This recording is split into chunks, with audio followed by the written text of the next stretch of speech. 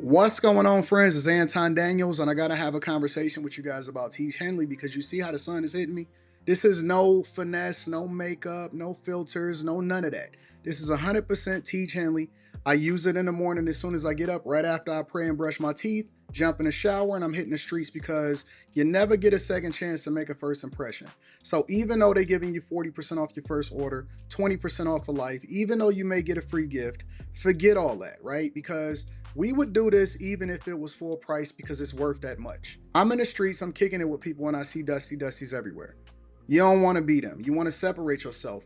And the way that you separate yourself is self care. Ladies get it for the fellas. Fellas don't wait for the ladies to get it for you. I'm about to hit the streets right now and I'm feeling confident. I'm feeling great. I mean, I already got confidence, but to have that extra boost of confidence, knowing that you've taken care of yourself and you set yourself apart from all of the rest of the sheep that's walking around making bad decisions on a daily basis. And it's reflected in their actions. It's reflected in the products that they use. It's reflected in the people that they follow.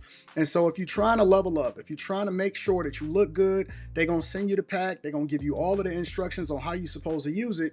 Then make sure you get your Tiege Hanley. Again, 40% off your first order, 20% off for life. Get your free gift. Make sure you tap in with your boy Anton Daniels because Unc is never going to lead you wrong.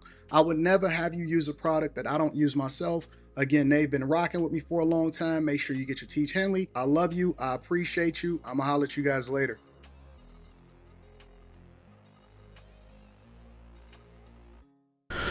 What's going on is Anton from AntonDaniels.com. I appreciate you guys for continuing to rock with me. Thank you for tuning in for another edition of the Millionaire Morning Show.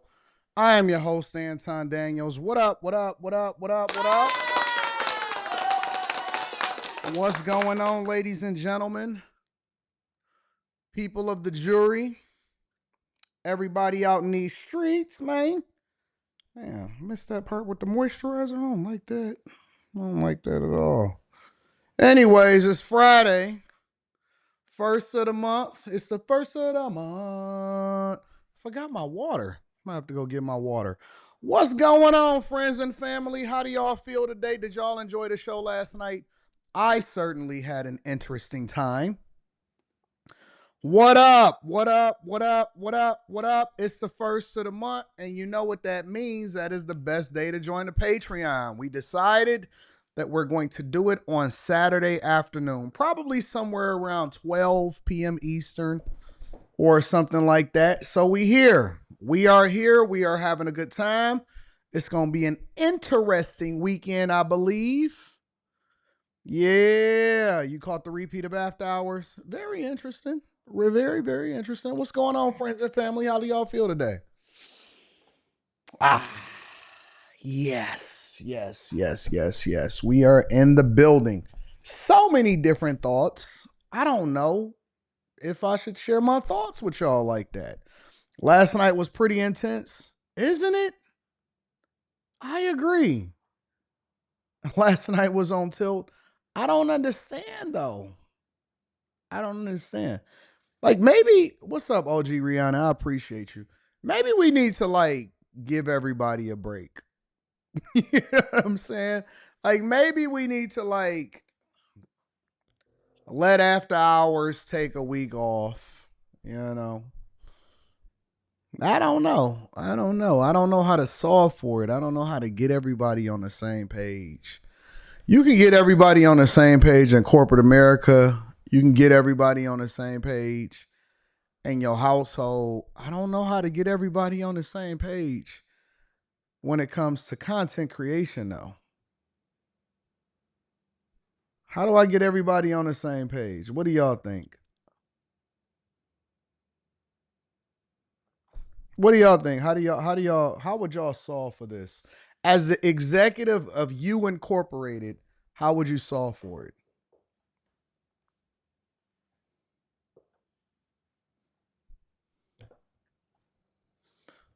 What's wrong with y'all?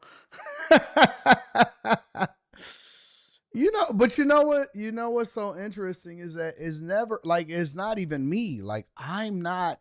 I be chilling. I know what I'm gonna know what I'm gonna do. I know what I'm gonna do. I figured it out. It just came to me. It just came to me, I figured it out. And I'm not going to share what my thoughts are either. Not going to share what my thoughts are at all. I'm just going to implement some things. That's the thing about me is that the stuff that I'm going to do, I don't really say it. I just do it, you know? I don't understand. Like everything don't have to be announced. I know what I'm going to do. I got it. I got it. Yeah. Yeah. Yeah. We gonna make some adjustments. Loso way. Loso way on after hours. I noticed that you kind of got it out for me. Y'all don't think that I pay attention to certain people. The reason why I like for people to have a profile picture is because I kind of got this not a photographic memory, but I just kind of am able to identify people more effectively, right?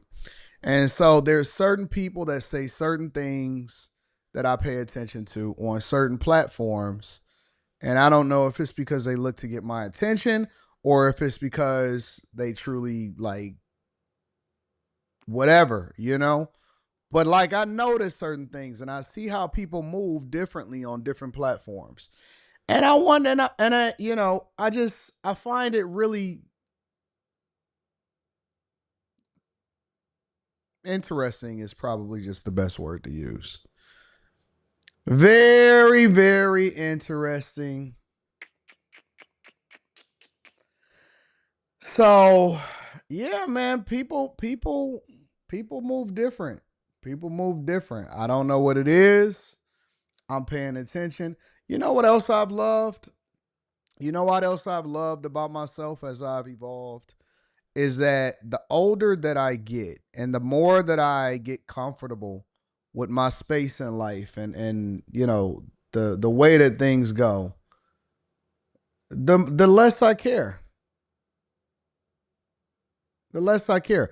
Everybody keep trying to tell me, Anton, you need to do this. Anton, rein it in. Anton, um, you know, make sure that this person do this on this show and all of this stuff.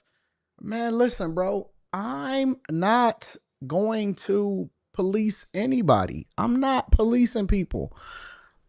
When you get to a certain age, even in corporate America, you become hands off.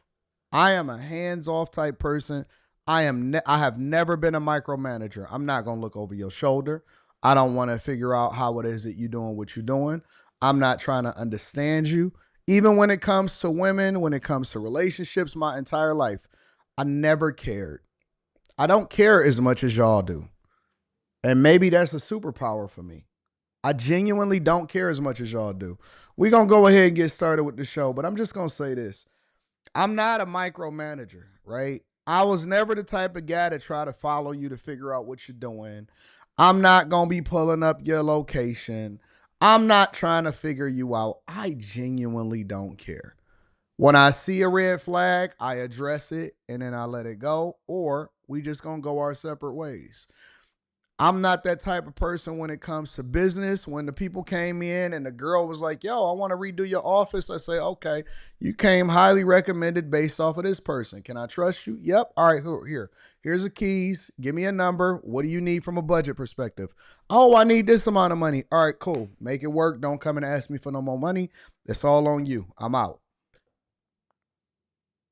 When a contractor, give me a number. Okay, I've been working for him a long time. I trust him until I don't. If he finesse me, if I figure out he finesse me, all right, cool. You paid me not to ever do business. I paid you not to ever do business with me again. Like I'm never gonna micromanage when it comes to content creation. If people join, they join. If they don't, they don't. I'm not reaching out to. They will tell you. They will. The people on after hours will tell you. Anton, don't be trying to. He ain't calling me after the show and doing all of this stuff. If it's something really big, like a lot of people don't know what's going on with like Kim's life or certain people's life. If it's something really big, I'll take what I'm saying. Hey, take a spa day, chill out. You know what I'm saying? Just relax or whatever. So you got to take care of the team. I'm gonna make sure I take care of people, but everybody else is responsible for themselves. I am never going to police you. I'm not going to police you. I'm not trying to figure out what's going on. The only person in this world The only person in this world that I will ever police is my daughter. That's it. I am very much always going to be integrated into my child's life. And when she becomes an adult, I am going to always cover her, but I won't police her either because I put into her everything that she needs to do in order to be successful. Grown people, I don't be caring, bro. I genuinely don't care. If you the type of person that gets mad at like that get mad at people and think that that's gonna make them do what you do or that's gonna make them care more, you got another thing coming when it comes to me. I am so disconnected from whatever it is. I will be like, all right, cool. Like if a chick was to ever be like, y'all, no, I'm mad at you, I'm leaving. I'm gonna just keep on doing whatever I'm gonna do. Like, all right, have fun. I genuinely, and you know what else I found is that the less you care, the more things work out exactly how it's gonna be. I've become the type of person where I believe so much in my purpose, so much in what God has ordained for me to do, so much in the pathway to my life that I no longer concern myself with the minute details. I'm just overall just gonna continue to go towards that because I almost believe like, okay, we gonna get there either way, right? I'm going to get there.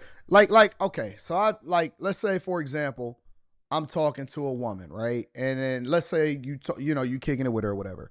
And it's let's say she all out of control or she, upset or all of this type of stuff. And then I'ma just be like, whereas you would say if you was in a situation, you would be like, oh man, I gotta communicate more effectively. I gotta do this, or she's saying this is what she wants from me, and all of this other type of stuff. That's the type of person that a lot of other people are. That's the type of person that most men would do. They would adjust, happy wife, happy life. Oh man, I gotta talk to her more. I gotta communicate. I'm not that type of person. I'm the type of person that's just gonna keep on doing what I'm gonna do. And if she say, why you not doing this, or why you not chasing me, or why you not making adjustments, or why you not communicating more effectively, I'm gonna just be like, because we gonna still do it, we gonna end up at the same place anyway. So I'm not gonna adjust and do anything that I would normally do. If we gonna be at point B at the end of the day, we're gonna get to point B. We gonna have a good time. We gonna love each other, and it's gonna be a phenomenal life. So we're going in this direction. This is where we gonna end up. This is where I know we're going to end up. Now, all of the different stuff that happened in between there, if you get stressed out, if I decide that I want to join in on your stress campaign, all of that stuff, I choose not to participate in that part of life. I'm only, and this is what I tell y'all a lot of times when I say, I only care about the 98, 99% of the things. I'm going to spend the 98, 99% of my time on the thing that I like about you. The other 1 or 2%, I may entertain it a little bit. I don't care about that other stuff. If you asking me to communicate more effectively, you're going to be very disappointed because I'm going to communicate exactly how I communicate. And you got a choice to make now. Your choice is, do you want to take this ride with me with this lack of communication that you feel like I have? Or do you want to divest yourself and go and find somebody that communicates more effectively? I'm the type of person that I'm not. For most things in life, I am very much, I am what I am. You get what you get. If you don't like what this is going to be like, then you got a decision that you're going to make. But I know that the decision that you're going to make is that you're going to be here anyway. So you might as well shut the hell up and let's take this ride and let's go have a good time. That's the logic. That's the logic. Because it's not just, oh, you're going to be here or not. I already know that you're going to make the decision to be here. So just shut up and let's just go and have a good time. You ready to go get this money? You ready to go have a good time? You going to sit here and whine because we going in this direction, or you going to come and have fun? The attitude that you have on the trip is going to determine how good the trip is. We're going to take the trip. But do you want to have a good attitude or do you want to have a bad attitude? It's up to you. It's up to you. That's how I look at life. Oh, we going over here anyway. So you want to come kicking and screaming, or you want to come and be and have a good time and do it the way that we gonna do it anyway. Because we know the decision that you're gonna make, so you might as well just enjoy it while we there. You know?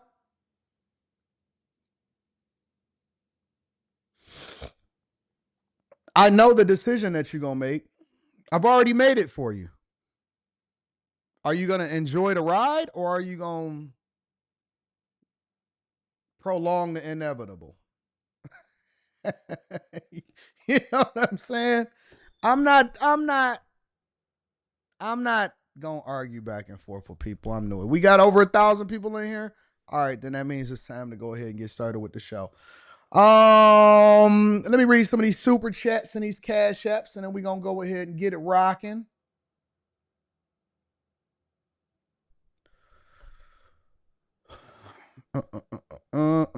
First of all, shout out to my dog Mike that dude. I appreciate you, Mike that dude, for holding me down.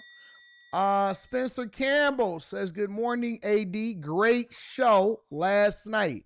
Well, that's what I do. I aim to put on a phenomenal show. You know what I'm saying, Spencer Campbell? Thank you for holding me down, my friend. Thank you.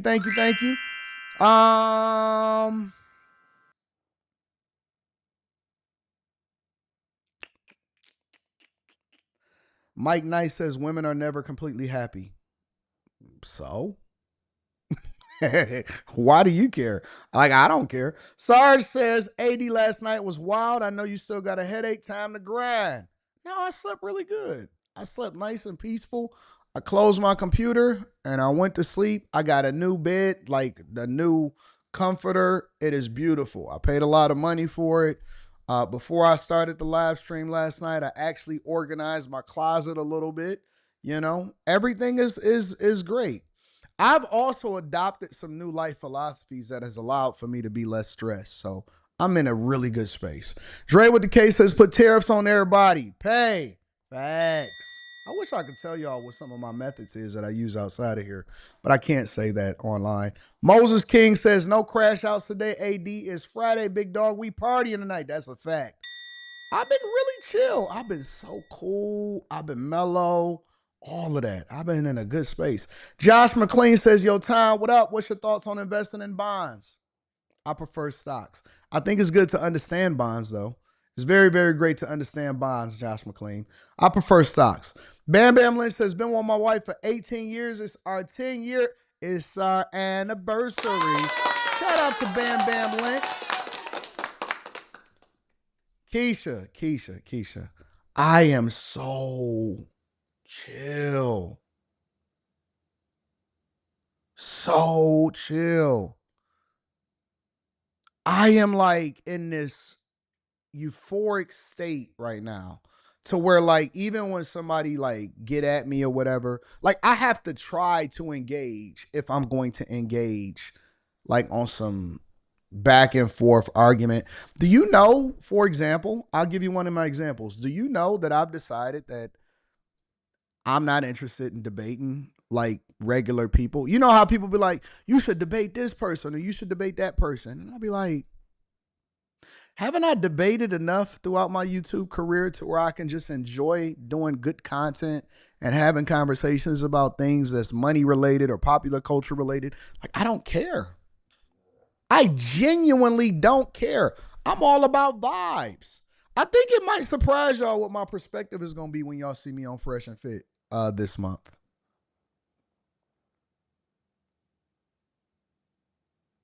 I think y'all going to be surprised probably when y'all see me pull up on Fresh and Fit this month. Oh yeah, I do. Man, listen. You know what? I've been bumping Larry June, Canadian Snow. I'm Larry Juned up, Canadian Snow all day long. You know what? Might have to do an interlude today of some little Larry,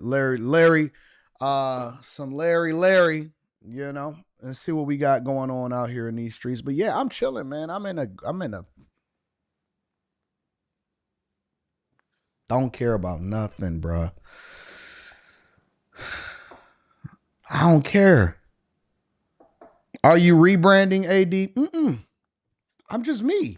I don't rebrand. I just do what I'm just authentically me. I don't care. I genuinely just love life. I love people. I love life. Anton, them OnlyFans chicks. Hold on, let me read that. Anton, them OnlyFans girls on Fresh and Fit gonna give you a headache. I bet you they don't. I bet you they don't. Listen, I'ma show y'all.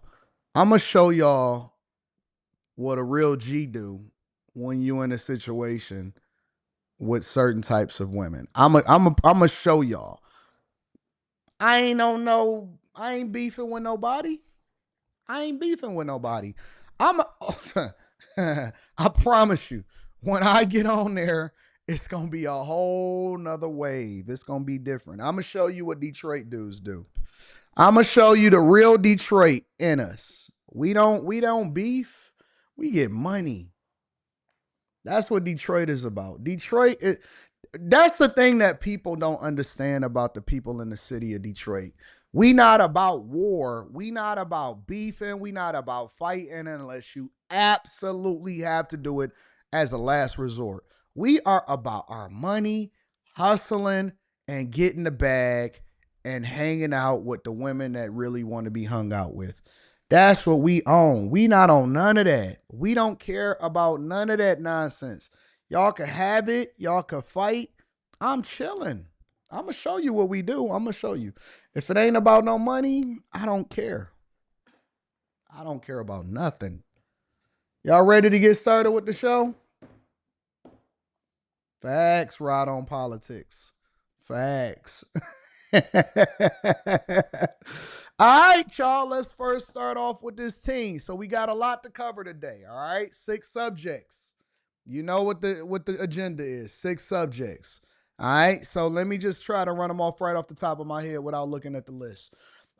Teen and restaurant worker fighting off of an attacker because he knew jiu-jitsu. We're going to start off with that, all right? The second thing that we're going to start off with, well, we're not going to go in no particular order. I want to talk about Vegas. Vegas tourism is down in Vegas, and so I want to talk about the money with Vegas, but we're going to put that on the back burner because before that, I want to talk about Marcus Morris getting arrested because I didn't cover it immediately because I wanted to see more of the details. I think Kendrick Perkins had a phenomenal take on Marcus Morris getting arrested over a gambling debt. NBA player, former NBA player arrested over a gambling debt. Crazy. Kamala Harris pulled up on Stephen Colbert for her first interview, and she had a lot to say. I want to cover that. I want to go through that extensively. Nancy Pelosi. So they got the Pelosi Act and Trump. It's funny because we was talking about politics last night, and they always tell us that nothing ever happens and nothing ever changes. And Trump is implementing and Congress is working on addressing insider trading inside of Congress. So I think that that's an interesting thing. What else we got? Let me look at the list. Stockman, NBA veteran, Vegas tourism. Oh, and the Virginia councilman that was dousing gasoline and set on fire. So we got to talk about that also. All right, y'all, let's get to the local news in Minneapolis. Teen in a restaurant fighting off an attacker. And this is what happened. Police are looking for the man who attacked a young restaurant worker. The man bit that worker 6 times. You can see some of the wounds there. Reg Chapman spoke to that teenager in downtown Minneapolis for a story you'll see only on WCCO.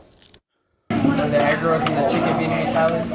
19-year-old Jazariah Sheldon has worked at the Lotus since he was 16. Every day I work here, I don't really think of it as like a job. I've known the family since I was like 13. What he never expected was to be attacked while taking out the garbage. Video from a store nearby shows the confrontation. When I walked past him for the first time, he said something along the lines of, "What are you doing here, suburb boy?" Jazariah says there were several people standing by watching as a man continued to verbally attack him. There was a lady watching. She watched everything happen. And he looks at the lady and he goes, "Watch what I'm about to do to this B word." And then that's when he starts pushing me up against the window. And then that's when it turned into self-defense. Jazariah studies jiu-jitsu. He used those skills and what he learned as a high school wrestler to fight back. Every time I would pick him up and have him in the air, he was what, like 6'2"? So he has a lot of room. He would latch onto my shoulder while I was taking him down. And every time I had him on the ground, he would bite my chest. Bystanders pulled Jazariah off the attacker, and when he tried to walk away, he kept coming for him. He was bitten 6 times on his shoulder, his back, and his arm. He needs to sue him. He need to sue him before we even get to any of the attack, any of the what's going on, any of whether or not he did the right thing. He needs to find. Listen. I'm on a different wave now. I'm on a completely different wave, and my wave is this. I believe in truly leveraging. You know what? You know why black people have been so far behind is because we've been on vigilante time. We've been on stand your ground time. We've been on I'ma handle this myself type time. And while I applaud this young man because I think that him being able to make an example and ensure that he defended himself is very noble and it's awesome. The fact of the matter is that this dude got bit 6 times. And that's not a bite like on some like, oh man, I'm on some soft bite. That's zombie apocalypse, hepatitis C biting. That's some real stuff right there. And so while we are applauding this young man for being able to stand up to the thugs in the community over in Minnesota, the fact of the matter is I think that we have to change the way that we play the game. We have to change the way that we play the game. Y'all are losing the game because you playing it the same way that y'all been playing it for the last 30 years. Do you want to know the way that you hurt somebody? And I had to learn this in my 43 years on earth. The way that you hurt somebody, even women understand the game differently. That's why, listen, all of the people that had never went at Shannon Sharpe online and him defending himself and him going back and forth with people, none of that actually got to him. You know what got to Shannon Sharpe? That woman tapping them pockets. You know what women figured out a long time ago? You know why women started beating men in culture and popular culture? Because they start using the law to do so. They'd get them locked up. They'd go get child support, alimony. Women will play the long game. That's why white women been winning. That's why white women still got y'all in a chokehold. Young, old, take all your stuff. They give you a little bit of box. It's going to cost you $20 million. $20 million. You're going to retire that chick. Black people have been playing the wrong game for a long time. And the game that they thought that they would be playing, they've been playing the wrong game since slavery. They've been playing the brute force game. That's not the game that you're supposed to play. And you're not going to realize it till you get older, but you're not going to be able to tell these young people nothing. The game that you play is, how do I tap them pockets? That is a bite. How do I tap them pockets? We don't use this. We so busy trying to do this. We busy trying to do this. Let me tell you the type of father that I am. I know that my daughter can defend herself. She's practically right on the path to being an Olympian, right? If I find out that your kid did something to my kid, or if they making things difficult, I'm going to give you a warning. Listen, you might want to get your kid and I'm going to tell you exactly what I'm going to do. Your kid is going to put you in a position where you got to lose your home. How am I going to lose my home? Because I'm going to sue you and I'm going to take everything. You're responsible for your child. I am documenting this conversation that we having right now. If you want to hold on to your gas station, if you want to hold on to your restaurant, if you want to keep your home, you're going to probably have to get your kid in order. Because if your kid make it difficult for my kid, and I'm not going to have this conversation with kids, but I'm going to have a conversation with you, I am going to come after everything that you own. You know what happens? Everything stops. Kids be on their best behavior. Yeah. Parents get their kids in order once they realize that them pockets is going to be tapped. I'm not going to sit here and go back and forth with you. I'm not going to threaten you. I'm not going to tell you that we can have it out. We both probably got pistols in our pockets right now. We both strapped. That ain't going to do nothing. That ain't going to solve for nothing. I know exactly how to get to you. I know where you work. I know what you do for a living.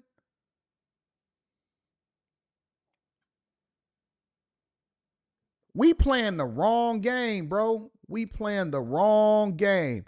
Y'all keep arguing back and forth with these women and all of that. Just remove the ability for them to be able to do what they got to do. This is play snatchies a little bit. Play snatchies a little bit. Oh, okay. All right. No, it's cool. It's cool. No, it's cool.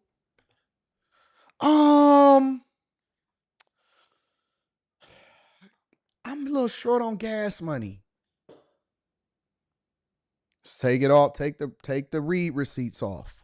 Take read receipts off of the phone. That way, I never even seen your text message. I never seen your text message. Y'all not hearing me. We've been playing the wrong game. He got his whole mouth on there. Got his whole mouth on there, yeah. Brazilian Jiu-Jitsu, the guy, bit off more than he can chew, so. Lotus co-owner Yum Nguyen says his family has seen the neighborhood change since they opened in 1984. I think safety is a huge issue here in Minneapolis. People don't tend to come out anymore to go dine out, to go eat, because they don't feel safe. I think that's the biggest thing. He wants more patrols in the area, but understands why police response is limited. Yeah, they need more help. The guys are just short-staffed, and there's only so much they can do. Nguyen hopes neighbors use their power of presence to keep the area safer. I've always believed if more people came out, more people from the neighborhood, it tends to shoo away the bad people. With photojournalist Chris Cruz, Rex Chapman, WCCO News. That boy needs to go to the hospital. He needs to get documentation. They need to call the police, have that man arrested, and then file a civil suit against him. They need to take that guy, go get him arrested, go through the process. You know what? Men, we different, and I get it, and I understand. Because we move different. We don't have the same wherewithal to where we feel like we have to handle stuff.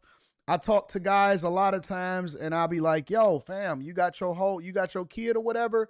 Yeah, man, and I'm not on child support no more. Okay, so did you file for child support from the woman? No, I just figure I'd pay for it. Okay, that's why she out there living her best life. She don't have to be responsible for the kid. Why you not getting child support? Don't you got full custody? Yeah, I don't even care about that. We not playing the same game. We're not playing the same game as everybody else. We are by default because we just tough, because we got to see it through. We are not playing the same game that everybody else is playing. Every other group, the alphabet community, women, white people, Asians, Indians, everybody, we're all playing a different game. They playing one game, you playing the other game. You playing one game, they playing the other game. Somebody feels like they could just, you said, Anton, what if they poor? What if they poor?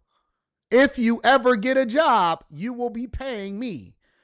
You know what the creditors do? Do y'all go and fight with creditors? Do you go and beat them up? Nope, you don't. You know what you do? You just keep getting your check garnished until it's fully paid off. And if you don't pay it off, then they just gonna put more interest. How come y'all don't put this same amount of energy into the creditors that be calling y'all? Don't pay your car note. They gonna repossess your car and they gonna sue you for the difference. And if it takes 12 years, they will still come and get it. Yes, they absolutely. You ain't doing like this with the creditors.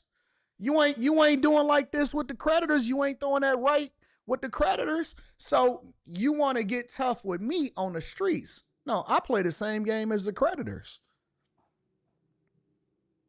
I'm going to find out every state you live in, everywhere you go. If you ever start a social media account, if I ever see you with a uniform on, found them.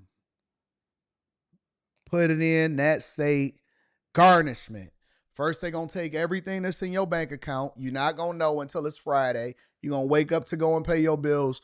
Everything that you got deposited is going to be gone. And it's going to come to me through the courts. The second thing that's going to happen is you're going to get that white piece of paper, Anton versus you on behalf of. And it's going to tell you, they're going to give you 1 week before your garnishment starts. Then when the garnishment starts, it's going to take up to sometimes 25, depending on the state, 25 to 50% of your paycheck. Every week. Every week, don't matter, whatever the gross is, it's going to get like 25%. And it's going to come to me until the debt is fully paid off. Now, you can quit your job and you can go to somewhere else, or you can choose to be poor. Either way, you can choose to not work, or you can go and get a regular job and then you can pay me my money. But either way, you're going to pay me my money. You're going to give me my money. And until the day you die. And when you die, I'm going to come and get that pension. So whatever it is that you left for your wife and kids, I'm going to get that money too. I want all of my money because that is a part of the death benefits. That is law. That is standard. And if you got married, then I'm going to garnish her too, because anything that you do as a marital asset and whatever she gets, I can get some of that too. I'm coming for everything. That'll teach you. That'll teach you to keep your mother effing hands to yourself. Keep your hands to yourself. Stop biting people. Stop going over and thinking that you can just do stuff to people. You think you tough? I'm going to show you how tough you are. We playing the wrong game. Y'all keep on trying to fight and go back and forth and all of this other type of stuff. That ain't what we doing. The next live stream you gonna do, Anton is a snitch. I can't believe it. He garnishing me. Anton is a snitch. He garnishing me. I'm coming to get it. I'm coming to get it. From the day you live to the day you die, until my debt is paid off, you coming. I will put a lien on your house, boy. Yes, I will. Don't think for 1 second that I won't put a lien on your house. And you're going to have to live there till you die. Or else if you sell the house, then they're going to have to give me a proceed of the lien, of whatever you sell, in order to satisfy the lien. I will put a lien on your house. I am not playing. I don't blink twice. Mess around and find out. Decide that you want to go and get some property and see what happens. Keep on playing games with y'all, bumping into people, thinking that you tough and all of that. No, we not just doing prison sentences. We not just doing arrests. We not doing none of that stuff. We going all the way, balls to the wall, and we are going to make sure that you pay your debt. You will not be able to satisfy that, whatever the difference is. When you sell your house, I want my proceeds. Me, you, and everybody in your family is in business together because you decided that you wanted to jump off the bridge. That's how that chick did the game. The rapper, the game. The chick that was on what was it? The love of the game, for the love of the game, and she sued him and he was talking stuff. I ain't never paying that hoe. And they came for his house. They came for everything, whatever it is. And I don't even agree with what it is that she did. But she was playing a different game. No matter what he did, she was garnishing his residuals from his music. She wanted everything. Everything. Y'all better grow up. Because everybody not an N-word. Everybody not a hood booger. Everybody not going to sit there and keep going back and forth and arguing with you. Some people is going to wake up and they're going to say, you know what? We're going to play a different game. Real talk. Everybody is playing a different game. He worked for her. The game worked for her. No matter how many Instagram posts he do, no matter how many shows, I'm gonna keep my show money. I can do that under the table. You can't even live a regular life no more. Y'all better start girding up. Y'all better start smartening up out here in these streets. Everybody ain't doing what you doing. What up, V. Nicole says you made my Friday, friend. You love this, V. Nicole? You know what I told this, let me not say that. Let me not say that. I seen y'all was a little upset that y'all think that the ladies get treated on after hours unconstitutionally. I seen y'all on After Hours last night. Did AD get her this? Did AD give Kim a spa day? Did AD do that? Yeah, I'll take care of the ladies that surround me. I told you that. Y'all feel some type of way about that? I'm Unc now. Listen, I'm fully embracing Unc status. Yes. I'm fully embracing Unc status. I'm Unc now. Y'all been complaining about me not embracing Unc status for a long time when it comes to how it is that I operate. All right, cool. I say that you win. I give up. You win. I'm Unc now. You see the little ladies giggling. Oh my God, I can't believe it, Anton. You're so sweet to me. Oh, I'm Unc now. I'm Unc now. That's what I am. Mm-hmm. I'm intelligent Unc now. I send edible arrangements. I'm doing all of that now. I'm in.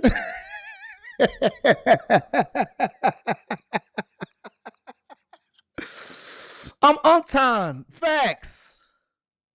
I'm Uncton. Uh-huh. Yeah. I'm Unc now. Mm-hmm. Oh, man. What? How did they take a spa day? Matter of fact, take the day off. Mm-hmm. Yeah. Mm-hmm. Well, I'm Unc now. I don't care no more. I don't care no more. You like an edible arrangement, Sabrina? Mmm. Mmm. Mmm.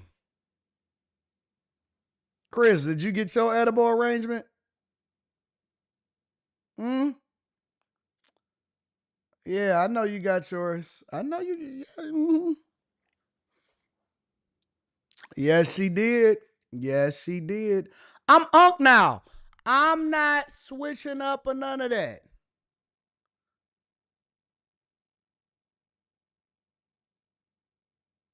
Embrace my Unc title. Yep, you see, I got the gray. I ain't even took the gray out yet. I've been trying to contemplate whether or not I'm gonna take the gray out. I'm chilling. You're not officially Unc until you get to 40. Y'all 35-year-olds, y'all want to be like us so bad. Y'all want to be hanging out with us. No. It's 40 and up.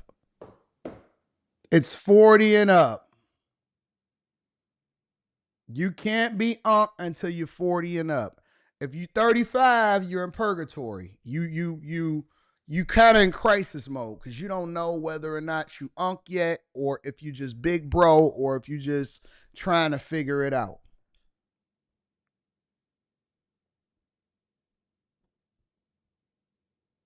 35 for men is purgatory because you're right on the cusp of being great, but you still losing your hair, you know?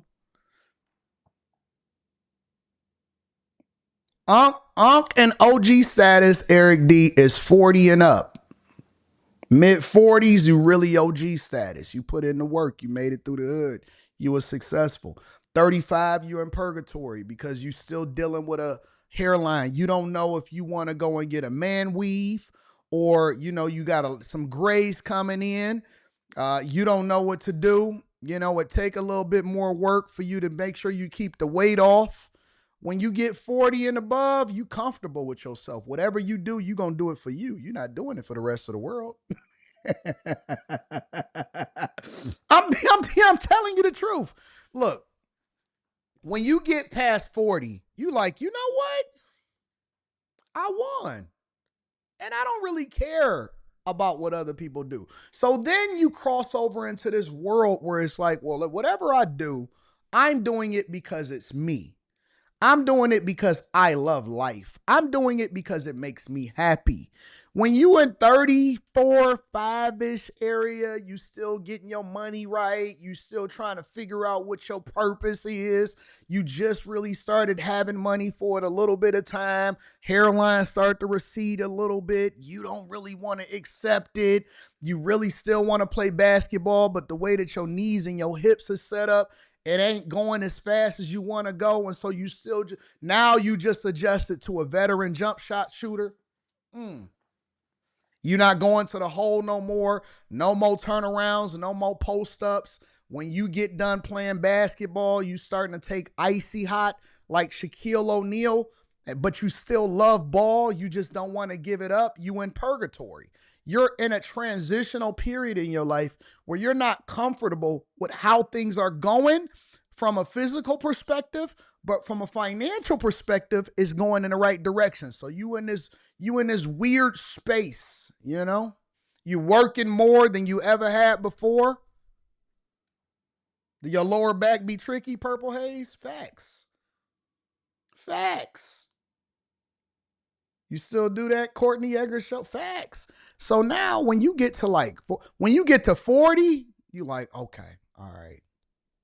When you get to 43, niggas be talking about you because you're crossing your legs like this. Start talking like Obama. I don't give a fuck about what you niggas are saying. I'm chilling. The ladies love unks. Nigga, we the hottest commodity out here in the streets. You start embracing all of the things that you thought that you wasn't going to embrace. Ha ha! You start laughing at people. Look at them getting arrested. That's crazy.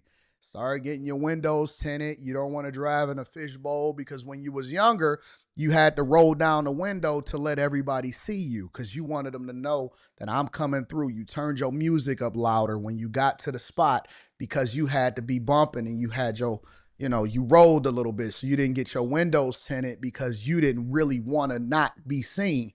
Now, when you unk status, you don't really care about being seen. You're going to take the backdoor entrance. You know what I'm saying? It's like old money versus new money. That's what unk is. Yeah, calling the police, paying your property taxes on time, checking on the children. You like looking at the young kids play. Look at them, they so fast. Oh man, you're gonna be good when you grow up. That's what you focus on now. We not focused on none of that stuff. You don't sit in the same place on a plane. Oh, I gotta sit back there. Everything is either comfort plus and you waiting to get upgraded. Yep, to the first class. You check your app to see where you at on the seating chart of whether or not somebody got. We chase points now. We don't chase nothing, but we don't chase that. What's that? How far am I away from platinum medallion status? Okay, all right. You know why we chase points? Because we got a better chance of getting upgraded if we just so happen to get a comfort plus seat. We talk to the police nicer. If you notice, everybody that get punched by the police, they younger niggas. They them young dudes. You arguing with the police, huh? Okay. All right, I see you. Yes, have a nice day, officer. You what's going on? Hey, what's going on, everybody? You speak to everybody when you come in the door. You walk a little bit slower, you know? You tip your hat to everybody.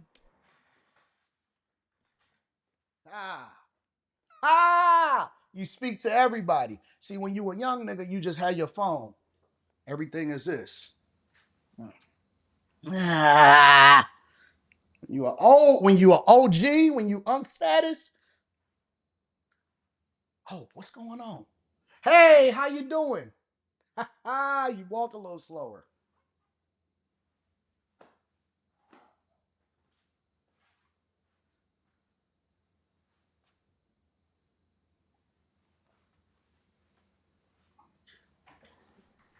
It's cool. We ain't tripping. We slow. Oh, you got it? I'm about to go skating, nigga. I ain't chilling with these young niggas. No, I'm trying to be in the bed by 11:30 tonight. Got a long day tomorrow.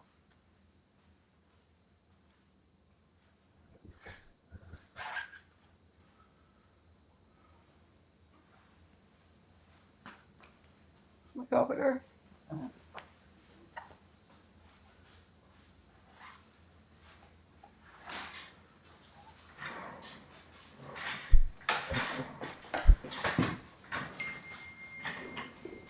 Everything is in slow motion now. Everything is in slow motion. We ain't tripping off that. You set your shoes up a little bit differently. You're a young nigga, you just kick your shoes off. You leave it on the steps before you go inside of the garage.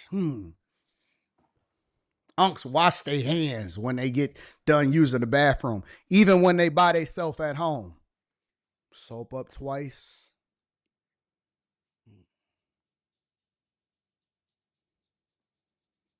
And we double stare at a nigga that ain't washing his hands when we in public restrooms.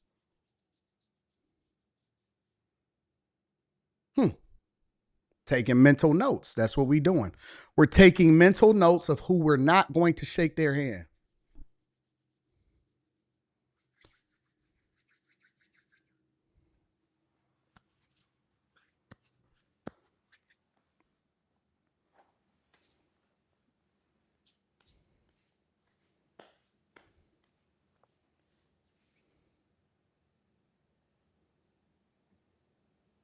That nigga just shook his dick and he ain't wash his hands.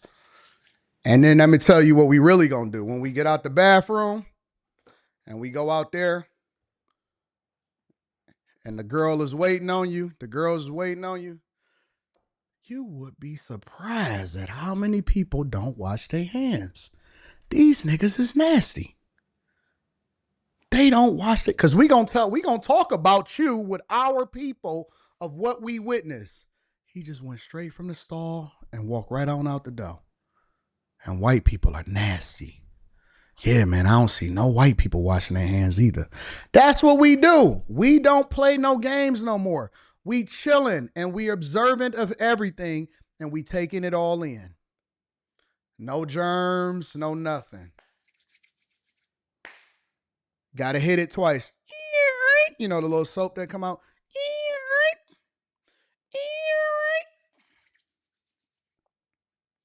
20 seconds. That's how we do it. I'm chilling. I don't care nothing about what y'all saying. Care nothing about what you saying. Y'all nasty. Y'all nasty. Make sure you hit a like for the algorithms. Subscribe to the channel and turn on your notifications. I'm different. You know what my number one thing is to do? To make sure I do my meal selection. To make sure I check into my flight and do my meal selection. They got Shake Shack burgers on Delta. That's what me and my friends talk about. Bruh, they got a new meal in first class on Delta. What they got? You seen that beef braised rib? No, nigga, they got Shake Shack burgers up there, and it's good. I'm trying to get my meal selection because I know that you just got upgraded, so you're going to have to take whatever is left, but I got meal selection because I get first class treatment. Know exactly what time to get to the airport. When I get to the airport and I do valet, hey, Mr. Daniels, how you doing? Boy, I know what I'm doing. I know exactly what I'm doing. Oh, y'all didn't know? Yes, they do. They got Shake Shack burgers in first class now. Come with a brownie. V Nicole. Shout out to V Nicole. Yes, they do. Meal selection. Get on it. You'll learn. You'll learn one day. You still sucking. No, we still gonna get to the same place. Not the same way, though. Not the same way. They called me Mr. Bibbs, says I'm late, but I'm here. Good afternoon from the East Side. D-Good show last night. What up till they call me Mr. Bibbs? I appreciate you. Coach in the building says, bumping some Marvin Gaye in Detroit. And Al Green. What's going on? I made $19 an hour at my hustle job, heading to my main job where I make about $1,500 per week. Shout out to you. Tabby says, good morning, AD. Love you in black. I love you too. I think it's over 40 chill pill. It's smooth over here. Don't care about nothing, OG status. You don't even be caring about what a chick done did before you. I'm going to be honest with you. It's different. I love it. I love it.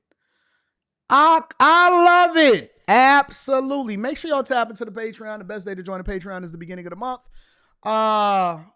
Yeah. Jason Green says, I've been on that. I sued my ex-business partner, did some research, got those ends back, took a year. Oh, you got the ends back. It took a year. Got you, Jason Green. Thank you, my friend. Five Brown in the building says, yo, AD, happy first to you in the Bag Chasers. Today is my 4-year Bag Chaser anniversary.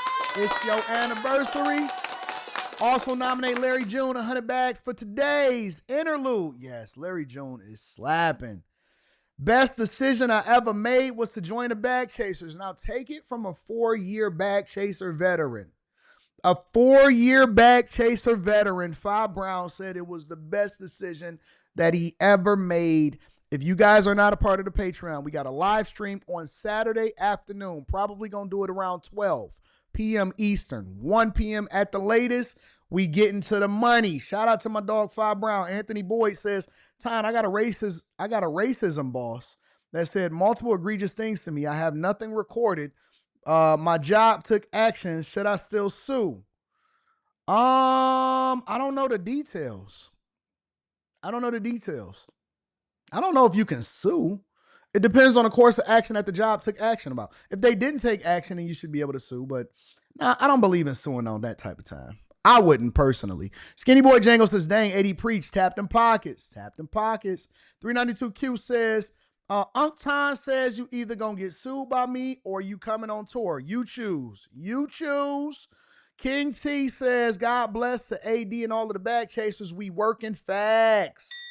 Wesley Turner in the building says, I'm 37 and just realized I'm dressing like Tony Soprano.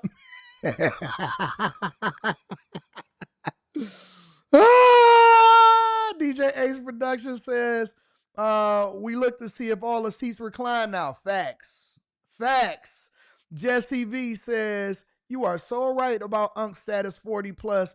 My husband turned 40 and morphed into everything that you're saying right now. I know. That's why I don't believe in that you can have a life coach that's 27 years old, because they don't even know. They haven't lived long enough to be able to be a life coach. Anton is looking all handsome today, said P. Shank. Thank you, P. Shank. I appreciate you. Florida Panoramic says carrying ham ripes everywhere. Facts. And A1 sauce and hot sauce. Samuel Phillips says, AD, you know you can rest in your rants. Got me dying over here over 40 because I be telling the truth. Unc style is so real, ain't no standing in line for anything. Anything that I got to stand in line for, I'm out. Anything that I got to stand in line for, I am out. I ain't standing in line for nobody. Call me Mr. Bibb says my cousin is still getting paid from suing people when he had an advanced money loan company. It's been almost 15 years since he owned that business. Too tall. Says Anton, I've been making 5,000 take home and I've been blowing it month to month. Thank you for teaching me how to manage my finances. Now I'm saving $2,500. Run it up. Let's get that money. Carrington says, excuse me for being late passing time. Let's go. Facts. What up to Carrington Love Jr.? Eric Wealth Harris says, just take my bank account annual membership for being a Bag Chaser clear. It's been a year already. Shout out to the new Patreon members. The best time to join the Patreon is the beginning of the month. Jordan says, happy Friday, Anton Amazing Show last night. 500K subs is coming soon. For which channel? This one? Where we at? I think we had like 760, 770 on the other one. Yeah. Getting daughter and assistant a Patreon membership today. Shout out to Purple Haze. Marty McFly says, currently shaking my D. Currently shaking my D? Nah, you better get that soap and water, big dog. Executive Suite MLE is one of the freshest dressed, cigar smoking. I'm wearing this fresh suit blazer rocking with the fresh watch on top of it, dudes that I'd never seen. New York to its core. Says, time to derail the show. Did you see the lime green S toy that got thrown on the court at the WNBA game? Yes, I did. I wanted to talk about it on After Hours last night, but everybody got derailed. We're not doing no politics tonight on After Hours. And we're going to talk about it. All right, y'all. Let's go ahead and continue on with the show. We got more show to talk about. Let's talk about this before we get into Kamala Harris, before we get into Brandon Johnson and all of that stuff. I want to talk about this because this actually came across my feed, and a city councilman was doused with gasoline. We're learning a city councilman was doused in gasoline and lit on fire in an attack at his office. Police say the suspect walked into the office of Lee Vogler at the local media outlet where he works, confronting Vogler before covering him in gas. He then ran out of the building where the suspect ignited the fire on Vogler's body, according to police. That person is in custody and could not be reached for comment. But I want to bring in Aaron Gilchrist, who's joining us now. Just horrific details on the story. Aaron, is there any indication this may have been politically motivated?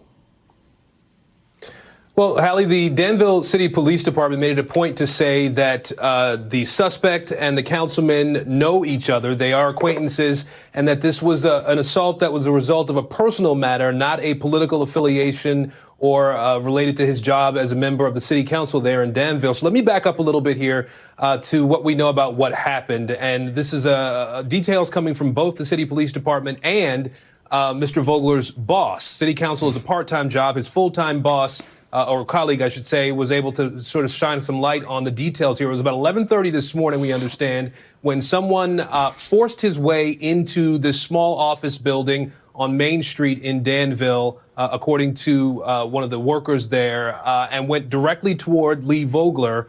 And then we understand he was carrying a 5-gallon bucket of gas. That's how it was described by his coworker, and threw that gasoline on Mr. Vogler, who then ran toward the front door to get out of the building, yelling for someone to call 911, and then was set on fire in those moments after that happened. We understand now that police have arrested this acquaintance, a 29-year-old. His name is Shotzi Michael Buck Hayes, and he has been charged with attempted first-degree murder as well as. All right, so let me guess, because again, I haven't been given any details of exactly why this guy doused this person.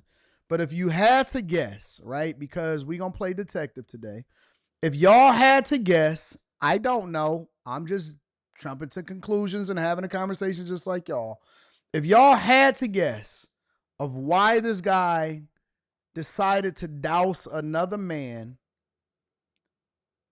with gasoline and set him on fire, knowing that he was probably going to go to jail for the rest of his life, why would y'all say that he did that? Again, if you had to guess, you have to guess why a man would set another man on fire and douse him with gasoline. What would you say would be the reason that he did that?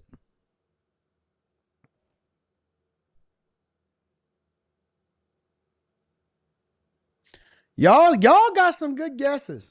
Somebody said either a lover's quarrel, an affair, or that he slept with his wife. A lover's quarrel, an affair, or that he slept with his wife. Meaning that either it's some zest and you mad, you got to go ahead and crash out. Y'all think it's a woman involved or a gay fight? All right, so we've narrowed it down to the two. Either it's a woman involved or it's a sword fight. What would you guys guess it is? Is it a woman involved or is it a sword fight? That is the only thing that I can think of. Or maybe, you'd have to do something egregious like mess with a child or something like that. I doubt it's something like that. But if they saying it is personal and it has nothing to do with political, because we know that most people that do crazy things politically, they just indoctrinated and everything is messed up in their life. But if y'all had to guess, y'all would guess a woman over the sword fight? Most crimes of passion, I would guess the sword fight. And this is not to take away from the importance of emphasizing why you should keep your hands to yourself and why you shouldn't do things to other people.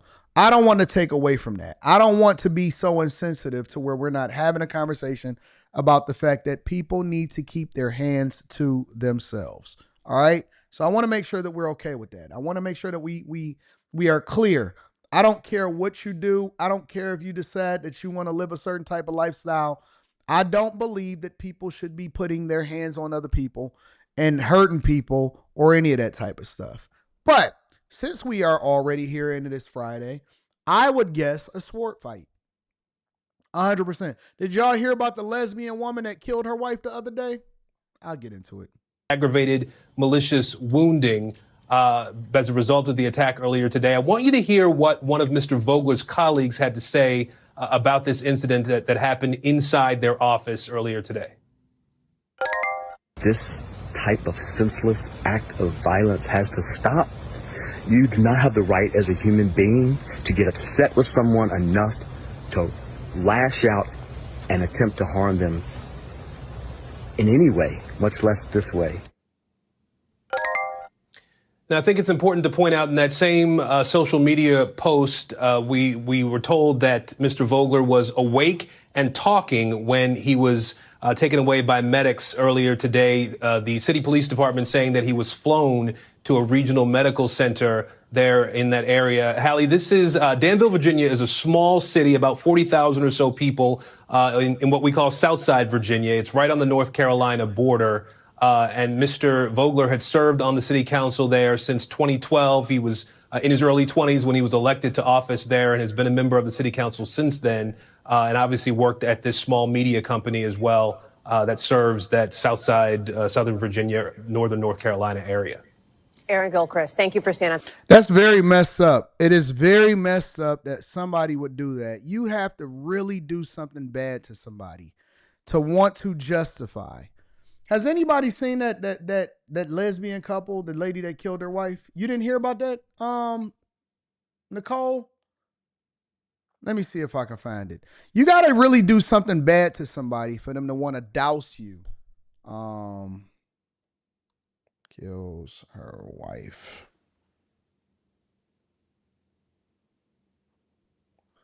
Man, where's that story? If anybody finds that story, gosh,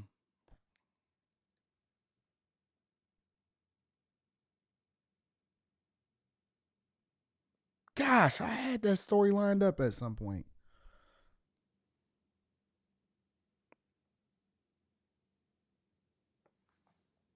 Sword fighting is crazy. Dudes will fight over that D. Dudes will, bruh. It's a lot of dudes that's out here cockfighting, kung fu fighting. You heard about the chick that had her 2 kids dead in the trunk? Let me see if I can find it on a watch later list that I kept. Americans, gated communities. Man, I know I saved it. Is it in a watch later? Street prostitution sparks outrage. 15-year-old sentenced. No, it's not on none of that.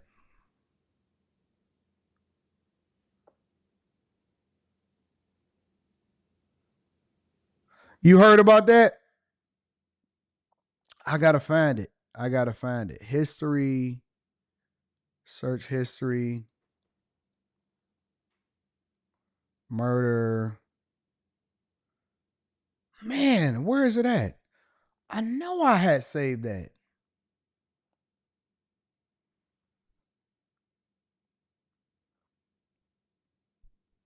Nancy Pelosi. Kamala Harris drops out.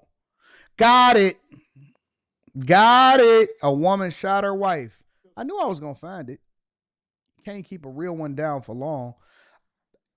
It seems like the domestic attacks and the things that are happening as far as on a domestic level are a lot more exaggerated when it comes to she shot her wife inside on the head in her own home. And this was in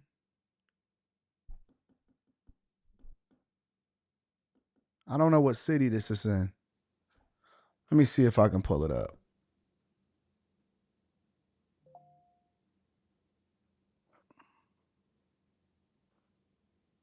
See if I can get it up really quickly.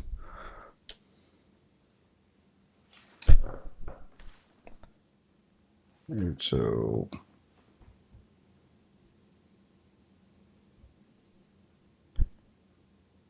Switch.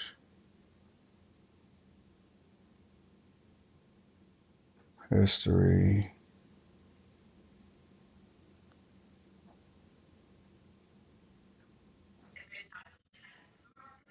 It was in Atlanta.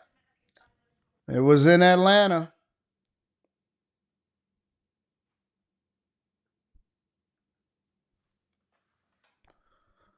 New at 6, a Channel 2 Action News exclusive. Look closely. For the first time, we're seeing video of a woman retrieving a gun moments before she murdered her wife. She's now pleaded guilty to the crime, and Channel 2 investigative reporter Mark Winnie is live in Midtown Atlanta. Mark, there were allegations of domestic violence before the murder, but that suspect got out on bond. Yeah, a prosecutor with the Fulton County DA's Domestic Violence Division says while the video shows the killer getting the gun moments before this murder, his experience looking at abusive relationships shows how often victims sadly stay in or return to a relationship even as the violence escalates. In the Perkins case, it is a wife who kills her wife. There had been escalating violence. Is that Fonnie Willis? Fonnie Willis is on a tour to get her reputation back. Let me see what she looking like. Oh, she look like she done been through some things. She recently got her hair done and all of that. She look like she done been through some things. It is a wife who kills her wife. There had been escalating violence. In November 2022, Shakaya Perkins shot out of the house she shared with her wife, Cornisha Perkins, stalked to her car, and came back with a gun in her left hand. Then Shakaya shot Cornisha in the head and killed her, says Fulton County left hand. Then Shakaya shot. All right, so we see who the man is and we see who the woman is in this relationship. Stalked to her car and came back with a gun in her left hand. That's the man. Why don't y'all, okay, so why do women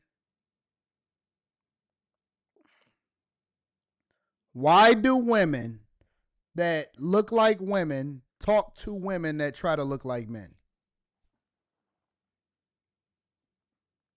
Why do women that look like women talk to women that look like men?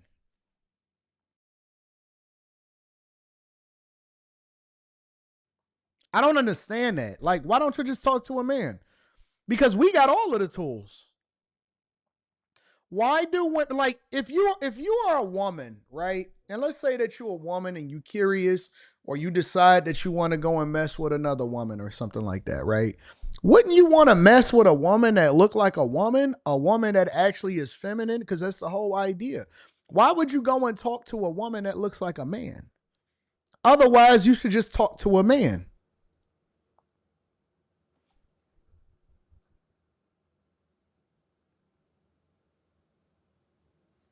Why would you talk to a chick that looks like a woman? I mean, that look like a man that's really a woman. Why not just talk to a woman? I think it's a mental disorder. I genuinely think it's a mental disorder. It has to be something wrong with a chick that talks to a chick that looks like me. So you want me, but you talk to her, you talk to the Temu me. Why are you talking to the Temu me? Why not just go and get a me? It don't make sense to me. So that's the man. Then Shakaya shot Cornisha in the. And that's the woman. Always in Atlanta. If you ever want to see domestic violence problems, then just go ahead to Atlanta. You will see a lot of women getting into domestic disputes. They divorcing 80% of the time. The men is getting into sword fights and dousing each other with gasoline and burning each other up. The head and killed her, says Fulton County Senior Assistant District Attorney Travis Thomas. Pretty soon after we showed that video, she decided to take the plea. He says last month, Shakaya Perkins pled guilty to murder and more. She ultimately pled to life with the possibility of parole. That was a plea deal that was offered. So she admitted everything. Thomas says though they shared the bond of matrimony. Why do they try? Look, that's not even a real man. Y'all weird, man. Y'all so weird. Y'all just some weirdos. That's all y'all are. Just a bunch of weirdos just running around doing anything. Y'all are weird, bro. On the day of the murder, Shakaya Perkins should not have been near her wife because Shakaya was out on bond totaling $70,000 on charges of aggravated assault, criminal damage to property, terroristic threats, felony, and arson first degree. Conditions including must not come within 200 yards of the victim in those alleged incidents, which was Cornisha. She tried to run Cornisha off the road in her car, and this all happened within months of this incident.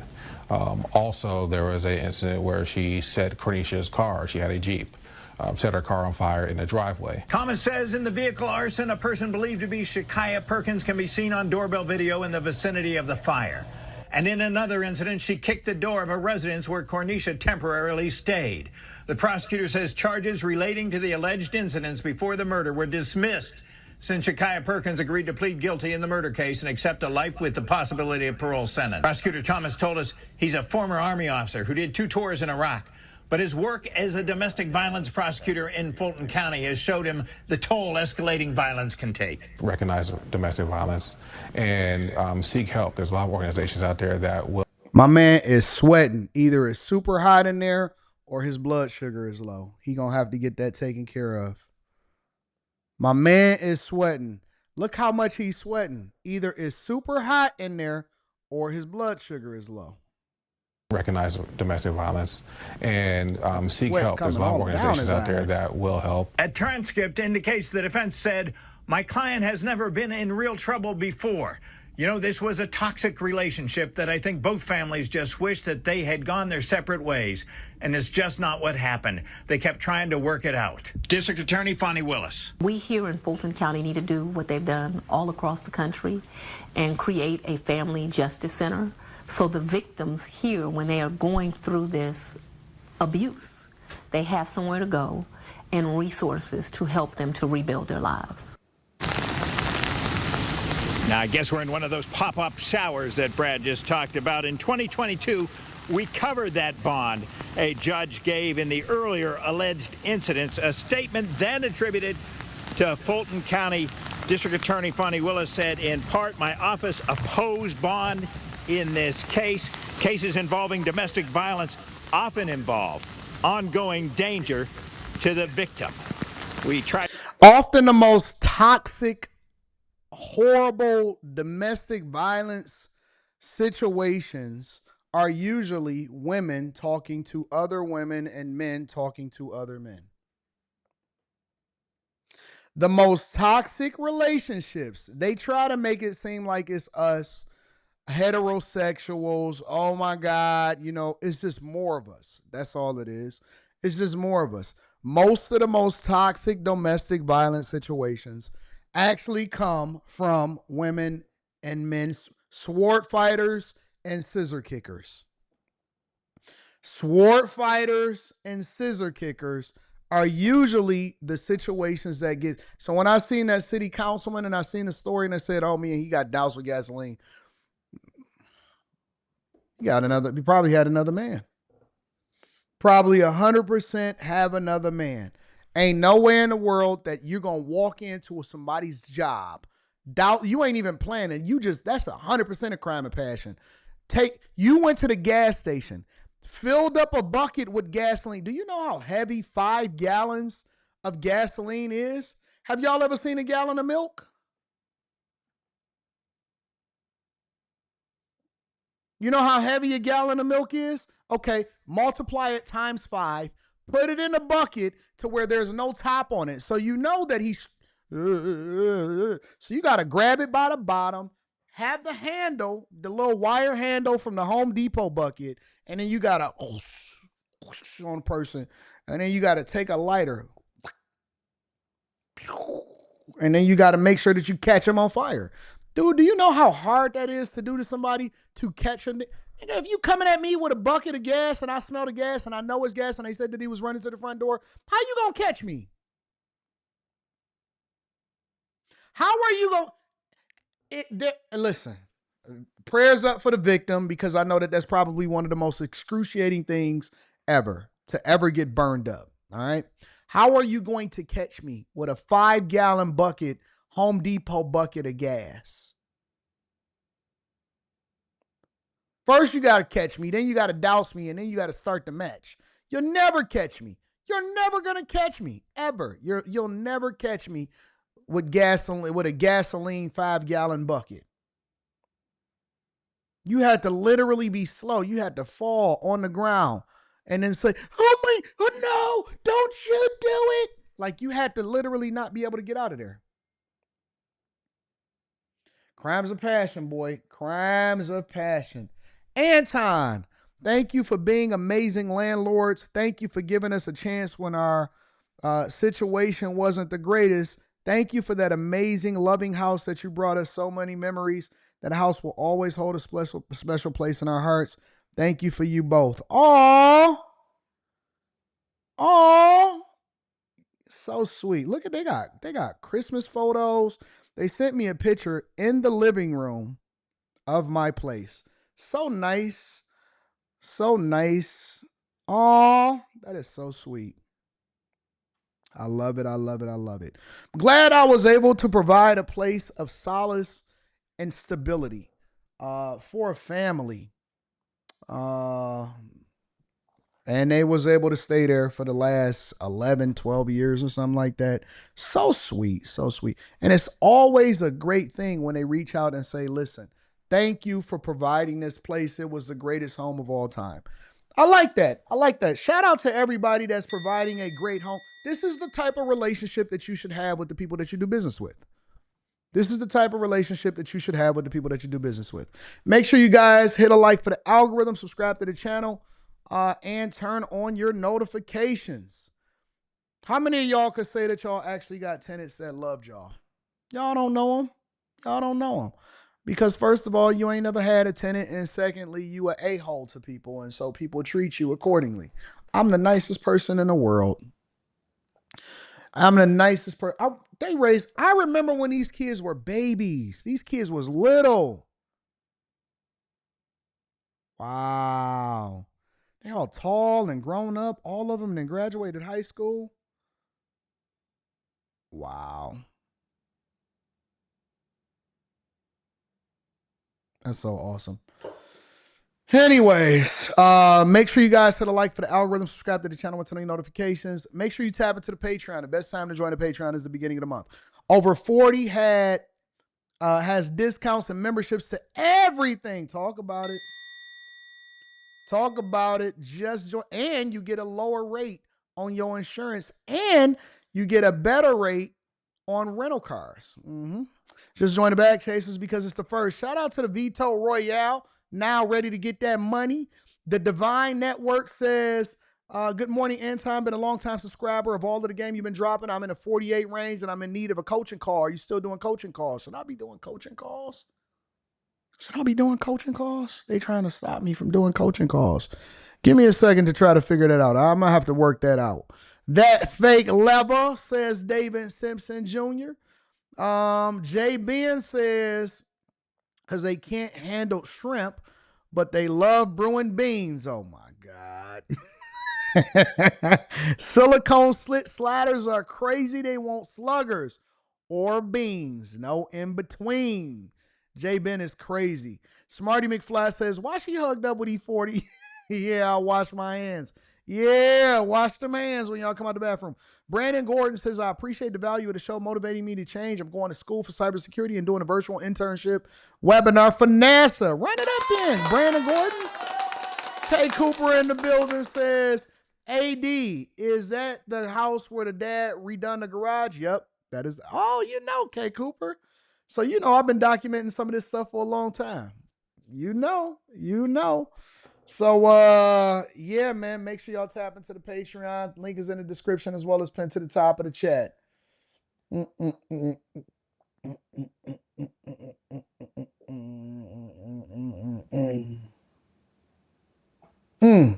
Interesting. All right. Executive Suite MLE in the building says, thanks for the shout out. Just trying to put my best foot forward. I feel like lighting a cigar in an office like the old days. We OGs. Don't it feel good to be in a great space mentally and physically and financially? Yeah. Let's talk about Nancy Pelosi, y'all. Let's get started with the core of the show. We're about to go into overdrive. So legislators are putting together laws to prevent, and they're calling it the Pelosi Act, to prevent people like Nancy Pelosi from continuing to do insider trading. So it removes the incentive for people to get into power and politics so that they can run up a bag and do all of this nefarious work behind the scenes. See, this one is for Slimmy. This segment of the show is for Slimmy because Slimmy last night, and I respect Slimmy. Slimmy is my guy. I know y'all think that just because we debate on the panel that means that we are all crashing in real life. We don't. We love each other. We rock with each other, and we just have hard debates. Me and Mika debate politics all the time, and we debate. But I love Mika. I love that girl. She is dope. She's intelligent. She's awesome. She's gonna be great. But this one is for Slimmy. And the reason that it is for Slimmy is because people try to convince us that how we vote don't matter. And I think that this is the biggest problem, one of the biggest problems outside of the culture that I have with the black community, right? It's one of the biggest problems that I have with the black community. The problem is that we've been voting wrong and the politicians are a reflection of the people. The fact that Nancy Pelosi, in my opinion, has been able to be a Congress member for as long as she's been a Congress member is insane to me because it's not even a secret. It's not even people that follow. Nancy Pelosi beats everybody. She beats all of the top Wall Street traders.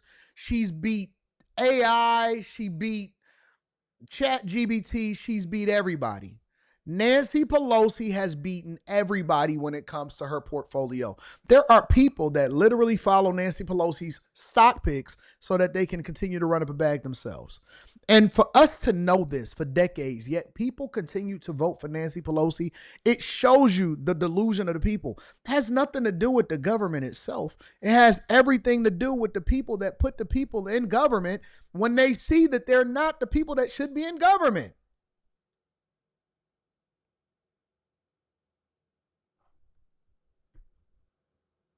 How do you run up that much money?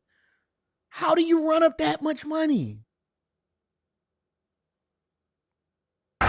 Well, lawmakers in Washington, D.C. are actually working on legislation to ban stock trading for members of Congress and the president and vice president after years of discussions. As Rebecca Castor reports, the bill has bipartisan support but faces several roadblocks. The days of lawmakers cashing in on Wall Street could be numbered as the Senate works on a new bill to ban trading for Congress. Members of Congress get briefings. They get information presented to them. It's not technically insider information under our current laws, but let's be honest, it's information that members of the general public don't have access to. Dubbing it the Pelosi Act, Missouri Senator Josh Hawley's bill bans members of Congress from trading or holding individual stocks. But it also goes all the way up to the White House, banning the president and vice president from trading too. Before I ran for office, in my primary, I sold all my individual stocks, sold all my operating businesses because I didn't want any conflicts of interest. And that should. And this is why I say, and I actually agree with him on this. This is why I say that people that wind up running for office, and I've said this, people keep saying, Anton, would you ever run for office? Anton, would you ever do this? Anton, would you ever do that? And I say, you know what? Not until I'm completely satisfied with whatever my professional life is, and I decide that I truly want to be a public servant. I believe that the people that should be in office, making the laws, determining what happens, managing budgets, and so on and so forth, those people should be former business leaders that no longer is serving their own purpose as far as making sure that they continue to run up a bag when it comes to business. Because you have to be completely absolved. You have to be truly wanting to be a public servant. If you are not, if you can't, then that means that you need to get out of Dodge. Honestly, like regardless of whether or not people do well or they didn't do well or whatever, I believe that when you decide that you want to become a public servant, that when you decide that you want to run for office, that at that point is when you need to divest yourself from, like, you should already be accomplished. You should already be there. The salary that you get should just be, okay, well, we're going to make sure you take care of living expenses and all of that stuff. But when people have the ability to be able to take advantage of a system, why wouldn't they? Why wouldn't they? Why wouldn't they take advantage of a system that is easily manipulated and they get all of the information. And so you just have to truly be above board. You got to be all the way above board to be able to do this type of job and to take advantage of these type of positions, in my opinion. Exists for every single elected official, not just here in Washington, D.C., I'd say every elected official. Reportedly, Hawley added the White House to the bill to secure Democrats' support. President Trump has previously said he would sign legislation banning stock trading for lawmakers. But with the executive branch now included, the White House says it presents constitutional concerns. Article 2 already prevents financial conflicts of interest for the president. Nancy Pelosi, I believe, recently jumped on CNN and she was grilled, or she was asked about her insider trading. This is what she had to say. With redistricting, because Texas Republicans earlier today unveiled their highly anticipated map of how they would redraw districts in their state to basically flip 5 Democratic House seats, make them Republican. Under this map, for example, Democratic Congressman Greg Cesar's seat is completely eliminated. Congressman Henry Cuellar, Congressman Vicente Gonzalez's districts will be made more Trump-leaning. Now, Democratic governors, as I don't need to tell you, in places such as California, are vowing to fight this tit for tat. Do you support that? Should California respond with their own redistricted map to give Democrats more seats? Yes, but before I go into that, let me just say that what you just described was the elimination of many minority seats in Texas. And that's unfortunate because the gerrymandering that they're doing is also undermining the diversity that we need to have in the Congress. As far as California is concerned, we would go to a commission. We have a commission-based redistricting. Instead of the gerrymandering that they're doing in Texas, we've had a commission that has drawn the lines in California. We would alter that a bit in order to pick up the seats that we need. It's not necessary if Texas doesn't do this, but the Texas redistricting and what the president has talked about in other parts in the country is indicative of the poverty of ideas that the Republicans have, and they have to resort to this kind of gimmickry in order to try to hold the House. But we will hold the House, and we will participate in California if Texas decides to go forward. Your governor, Gavin Newsom, said that the 2026 election is being rigged by the Republicans. Is that how you see it? Absolutely, absolutely. But it's who they are. But again, so much is at stake in this election. We fully intend to take back the House. We only need about 3 seats. I want 30, of course. And they know that. That's why they have to go into this rigging process. But we will, again, we have the capacity to have more seats in California. We can win them in the election, or we can California don't need no more ensure seats. them in the change in the commission. Now, with the caveat that the commission would, in the next redistricting, go back to drawing the lines. This afternoon, President Trump mentioned you, and he made an allegation about your investments. I want to roll that clip and then give you a chance to respond. Yeah.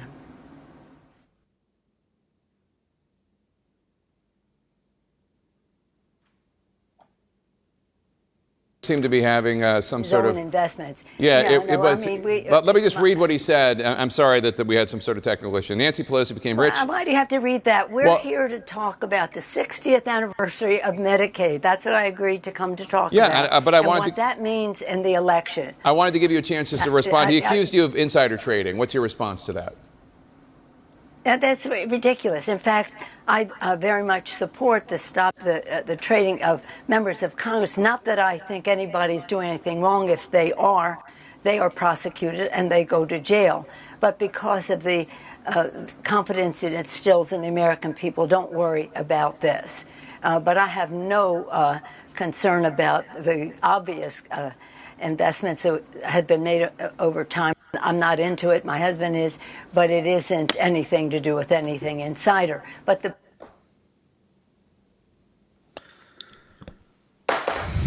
the fact that she even said, why do you have to ask this question? And she's dodging transparency is concerning and alarming, and everybody in California should be voting Nancy Pelosi out. I don't even know. And again, this is what shows you how broken the system is as far as who it is. And it's really a popularity contest. All right, before we even get into the insider trading conversation, politics is nothing more than a popularity contest. Politics, the reason why I hate politics is because I believe that politics is nothing more than a popularity contest. That is why I have a problem with politics. Now, I love politics, but I don't like certain aspects of it because I think that it is a popularity contest. Here in Detroit, a lot of times people keep asking me why I haven't interviewed anybody, why I haven't brought anybody on my platform, why I wouldn't, who is my pick for mayor of Detroit. And I've largely stayed out of that conversation. And the reason why I stayed out of that conversation is because it's too close to home, number one. And so being this close and being this visible as a public figure, but also, I also understand, and this is one of the reasons why I'm so passionate about the conversations that we are having with regard to getting involved in a local election and Black people and people in general educating themselves, is because the person that could possibly win for mayor of Detroit, in my opinion, is probably not the best person for the job. But guess what? They are the most popular. See? People saying shout out to people inside of the chat. They don't have any reason why they would actually think that this person is a good successor to Mike Duggan. They're not, and I'm not saying that she is or she isn't, all right? Let me be very clear. They're not saying why she is or she isn't the best person and is a good successor to Mike Duggan, who was an incredible business mind that worked well with business leaders to continue to push forward and transform the city into what it is today. We got people that are saying that we have to have a pastor, a mother effing pastor, that a mega church pastor that has multiple campuses, and they try to say that this guy, for example, and oh man, he should be, hey, we gonna get the churches together to vote for him. Why? Why? Why would we ever vote a mega church pastor who don't even live in the city of Detroit, who has a residence in the city of Detroit, who bought a residence but don't actually supposedly live in the city of Detroit? His chick, his girl, his wife or whatever don't even live in the city of Detroit. And why should spirituality play a role in politics when it comes to the city of Detroit? It angers me. It bothers me to my core. It bothers me to our core. We had another guy that said, yeah, no, Detroit, they need to get Belle Isle back. Why? Why would we get Belle Isle back? Why do we need to take it from the state? It's been ran beautifully, and it's not even profitable for the city of Detroit, just for symbolic purposes. I said, man, get the heck out of here, bro. Get the heck out of here, bro. Seriously, man. I mean, these people are genuinely going to make me at some point in the near future, probably within the next 4 to 8 years. I might have to put my hat in the ring. I might have to genuinely put my hat in the ring. I might have to put my hat in the ring. Because if over the next 4 years I see any decline in what happens in our city and we don't continue to go forward, then I'm going to have to take over. That's what my mindset is. That's what I'm feeling right now. That's what I'm feeling right now. I would have to take over, right? Because I'm sick of it. And so I would have to do something about that. But the fact, let's get back to Nancy Pelosi. My point is this, is that the fact that people feel as though that they shouldn't participate in what happens when it directly impacts what you do is crazy to me. It is 100% crazy to me. 100% crazy to me. She asked him, why would you ask me that? Because you are, what do you mean, why would I ask you that? Because you're the person that controls the purse strings of what happens in the United States of America. Don't you see how in shambles California is? The president has his own exposure, so he's always projecting. He's always projecting. And let's not give him any more time on that, please. We're going forward here, and I'm very proud of my family. And while he might make fun of us, while somebody inspired by him breaks into our home and hits my husband in a deadly fashion, hits my husband over the head, and he thinks that's a riot, I'd rather not go into some of my other complaints about him right now. Rather to talk about the 60th anniversary of Medicaid and Medicare. What a triumph, a gate pillar. a great pillar of economic and health security for the American people. We had over the weekend a Caring Across Generations initiative of a 60-hour vigil of all of us taking turns, myself, my daughter, my granddaughter, and all the rest taking turns over 60 hours to tell stories of how all of this, what all this means in people's lives. We, since all this has emerged, I don't even know what she's talking about, bro. 300,000 calls from our Californians to people in Republican-held districts for them to call, the constituents to call their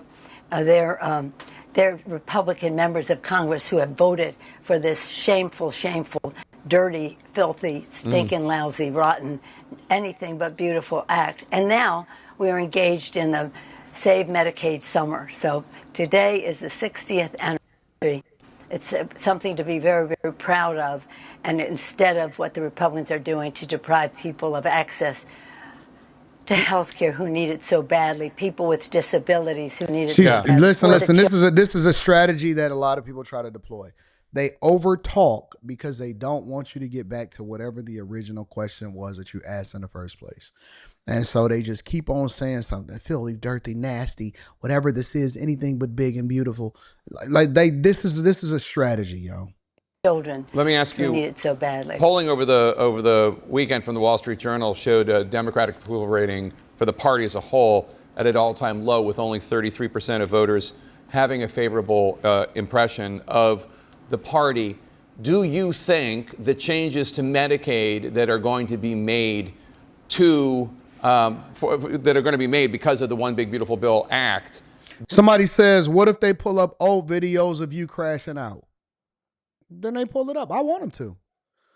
So you can see how real I am. And so you can see what I'm really about and what I really stood for and listen. The old days of trying to sell people on an image that you're perfect are done. It's over. Nobody cares. They're okay with your flaws. They're okay with the things that they disagree with you about, but they want to know that you're real. They want to know that you're passionate, and they want to know that you stand on something that actually is going to help them become better people. I don't run from who I am. I don't run from my past. I don't run from the fact that I went broke. I don't run from the fact that, I'm passionate about what it is. I don't run from my liberal background of when I used to vote Democrat. I don't run from anything. I live my life like an open book. That is my superpower. My superpower is that you can't bring up something that I didn't already post. I'm the one that posted it. It's my video. I put it up there as a clip. People want to know who you really are. They don't care about whether or not you got flaws. As a matter of fact, it makes them more relatable to you because it means, I used to be that. I used to do that. You'll be surprised how many people actually resonate with you. Y'all don't understand the game now. The game is different.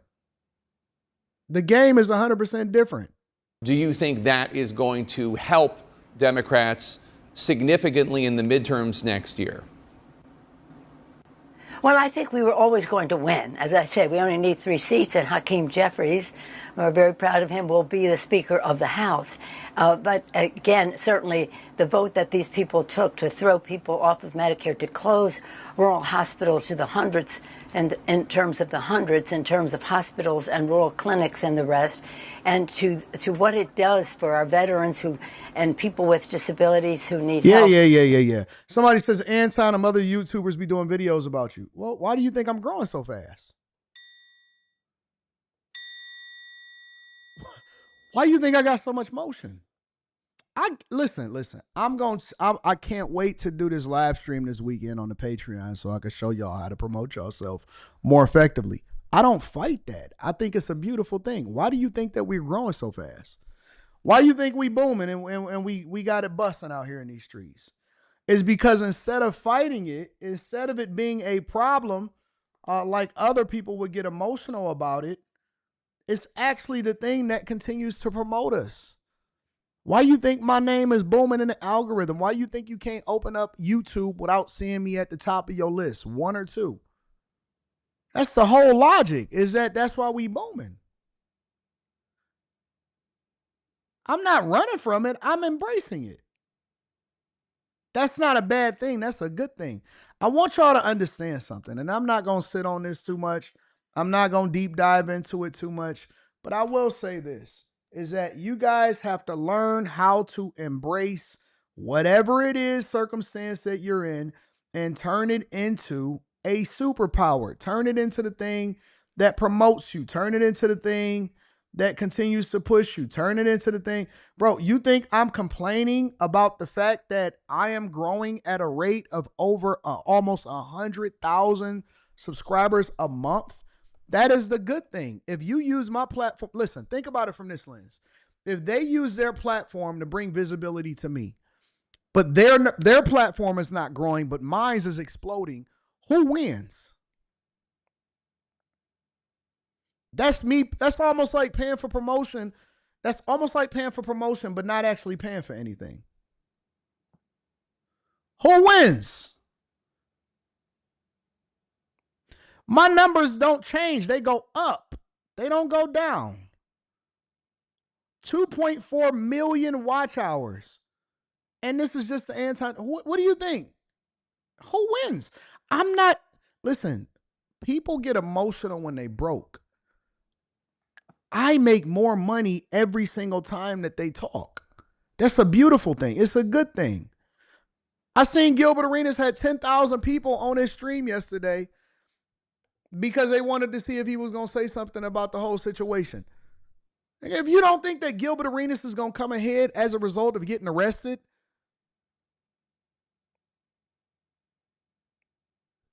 that gives you more visibility. It's free promotion.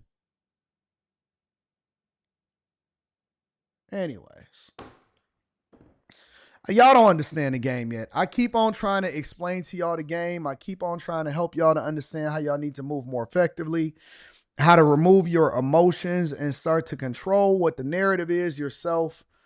And y'all don't want to listen. Y'all not listening. Y'all not paying attention. Y'all not paying attention. Let me read some of the super chats. Eric Williams says, what's good, AD? Checking you out between jobs on this Friday afternoon. Looking forward to seeing y'all on After Hours tonight. I'm changing the format up tonight. I'm going to do something different tonight. I haven't quite put my finger on it, but I think I got a little bit of an idea how I'm going to work it out. David Simpson says, Nancy been around politics since JFK. Anthony Ford says, her father used to be the mayor of Baltimore and was well-known mob associate for the outfit here in Baltimore in the 1950s. Corruption is in her blood. Jesus. Y'all think it'd be in the blood? Y'all think that people could change? J-Lo on the track. VP says, hey, family, traveling to Japan tonight. Or traveling to Japan right now for my next station. Unfortunately, I won't be able to see you at all of the meetups for a while. Much love. 2 years in the watch and 1.5 years into being a bag chaser. That's cool, though. Going to Japan. The bag chasers is going to be worldwide, baby. Bag chasers are worldwide. Slow down, AD. You said the same thing about Shannon Sharp. Listen. You're not paying attention. Shannon Sharp is fine. Nightcap is fine. All of that.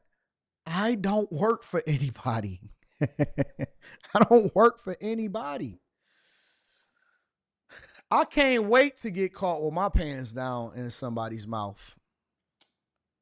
That's going to take me to the next level.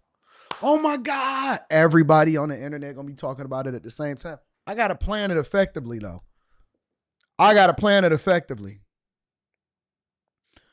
It's got to be a girl with an afro. It can't be a girl with just regular straight hair. It got to be a girl with an afro.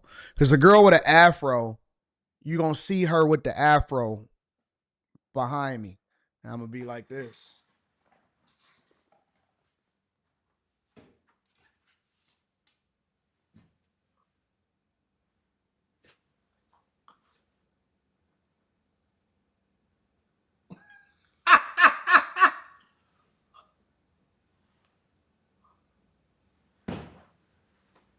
I got to practice my pose.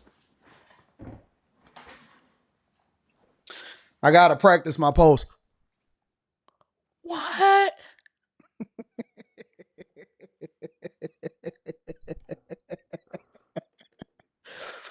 See, I'm not the person that's going to be sitting here making no statement.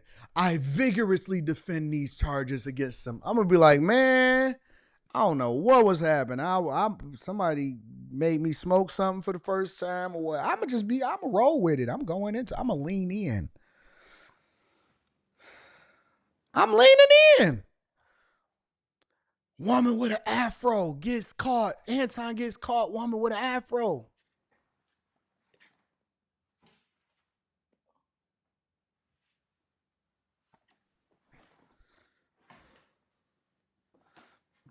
Trying to figure out. I got to plan it effectively. I got to get my pose face in.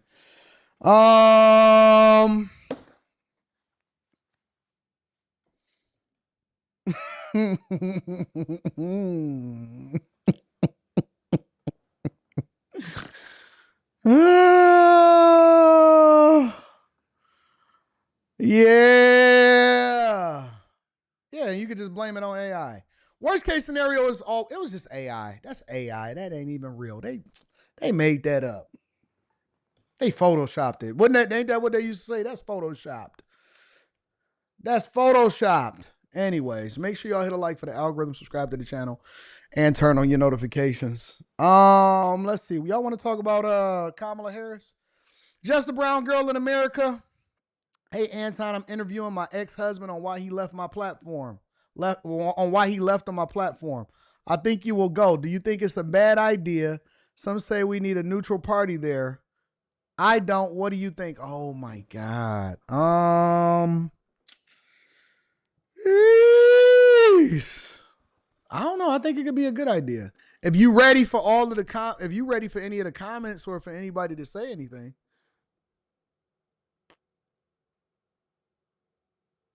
Like, are y'all still cool? Cause you know, just a brown girl in America, I ain't even gonna cap. Like when I met you at the meetup, at the last Patreon meetup in DC, I was surprised. You was slim. You had your abs showing. I said, I might have to go visit St. Louis. Let me stop. I'm changed now. My image will be different. I have to start gearing up to run for I got 2028 Mayor of Detroit. I have to start changing my image. You know, I had this other idea in my mind, but it will. Maybe it'll go. I think it will. It'd be interesting. You just got to be able to take the. It's happening. Yes.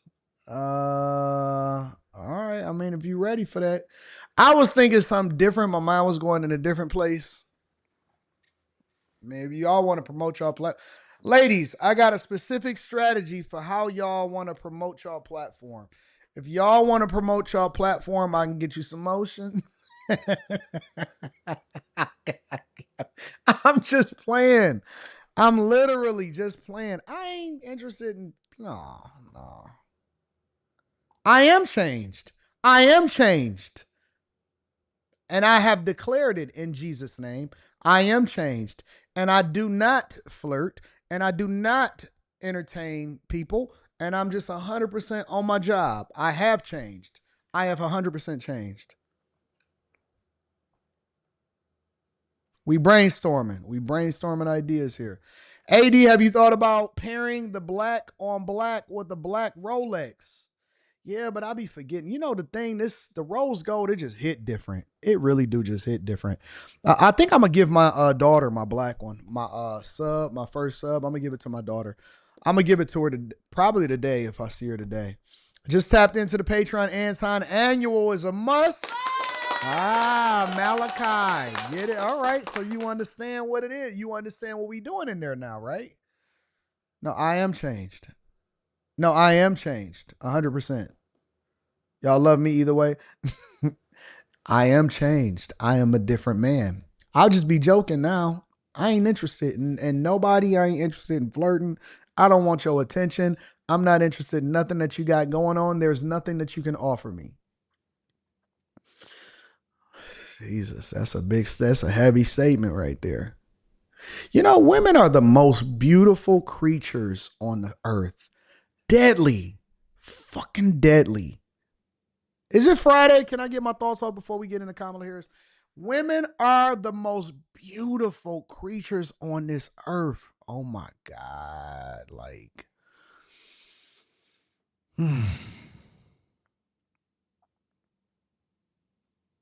I don't know what God did to us. It was almost like it was a cruel joke. It was a cruel joke. I hate you and I love you at the same time. I hate you and I love you at the same time. You guys are all so interesting. I don't know what's wrong with us. It's like art. And every art piece is different. Anyways, look, as soon as I said that, hey Jack, good afternoon. As soon as I said it.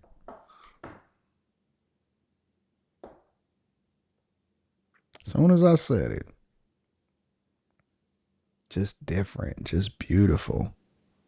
It's gorgeous. It's pretty.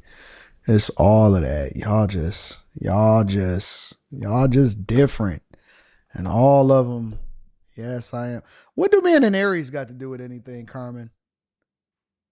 What does being an Aries got to do with anything?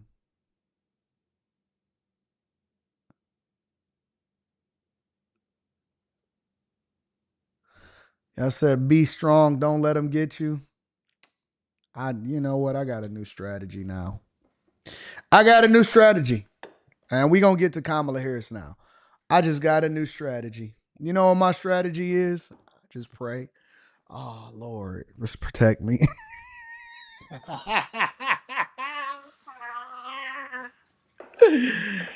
Lord God, just keep me girded up. Protect me. Bless me to make the right decision. That is my strategy. Y'all can do all, listen, we gonna do the regular stuff like all the time. Anybody that come around you, they got to sign the NDA, all of that stuff. But you just got to pray. That's my new strategy. That's my unk strategy. Lord, bless me. Bless me to stay focused. Don't let me get caught up in no BS.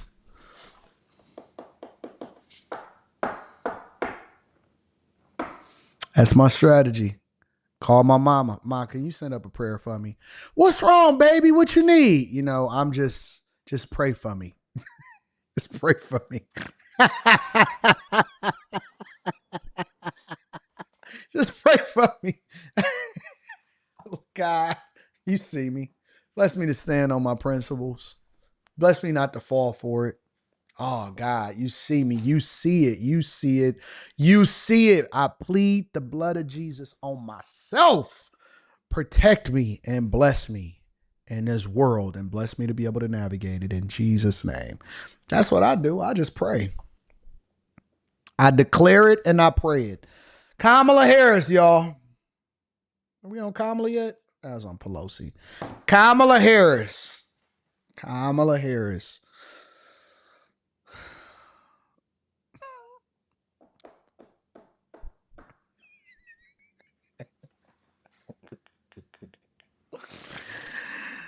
Oh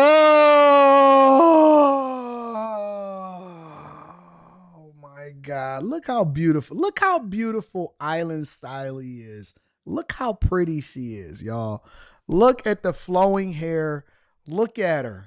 Look at her. Tell me. Tell me that you can't have a level of appreciation for people. Because I do. Look at her. Natural, no extras. Just like I'm light, dark, black, white, Asian, African, Indian, Russian. Get the heck out of here, bro. Anyways, make sure y'all hit a like for the algorithm, subscribe to the channel, and turn on your notifications. Kamala Harris, let's stay focused, y'all. It's Friday. You said that because you wanted me to pull you up. You said that because you wanted me to pull you up. You want me to see how pretty you are too. You pretty too. You pretty too, Aaliyah. And you got that trouble name. Aaliyah Summers is a chick that's gonna get you in trouble 100% of the time. 100 out of 100. Listen, fellas, you getting yourself into no chick named Aaliyah Summers. And she spelled just like the other Aaliyah. You know what the song is? A-A-L-I-Y-A-A-H. Nigga, you know what type of trouble you getting yourself into. Go ahead and deal with her if you want to. Go ahead and deal with her. I don't even speak to women like this. I don't even speak to women like this. I just be like, give them the head nod. They're trying to get you in trouble. My God.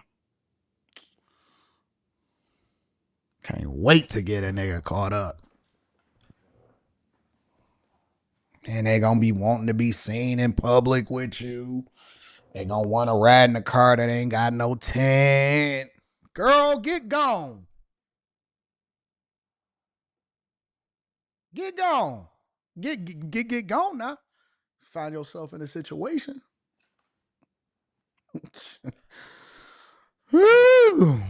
I'm not falling for it. I'm on it, guys. I'm on it. I'm using this as an opportunity to put you guys in a position of power. Okay? I'm using this as an opportunity to put you guys in a position of power. And you don't understand it. Y'all don't understand it. Let's get it. Kamala Harris did her.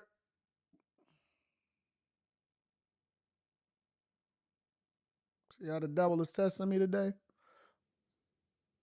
Let's see if we can pivot this for a minute.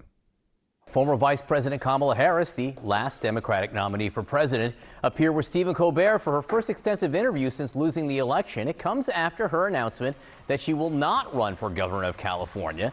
She did leave the door open for something, say, in 2028. I'm hearing like you don't want to be part of the fight anymore. No, oh, absolutely not. I am always going to be part of the fight. Okay. That is not going to change. I am absolutely going to be part of the fight. Yeah. All right, CNN chief media analyst Brian Stelter is here with us now. All right, Brian, you stayed up late, you watched. What came out of this interview? Let me see if I can get this interview up. Give me a second. Let me see something. Because I want to see some of the stuff that she was actually saying. They don't believe how toxic this is. If you're still using... Can't do it like that. I don't want y'all to see my sign-in information.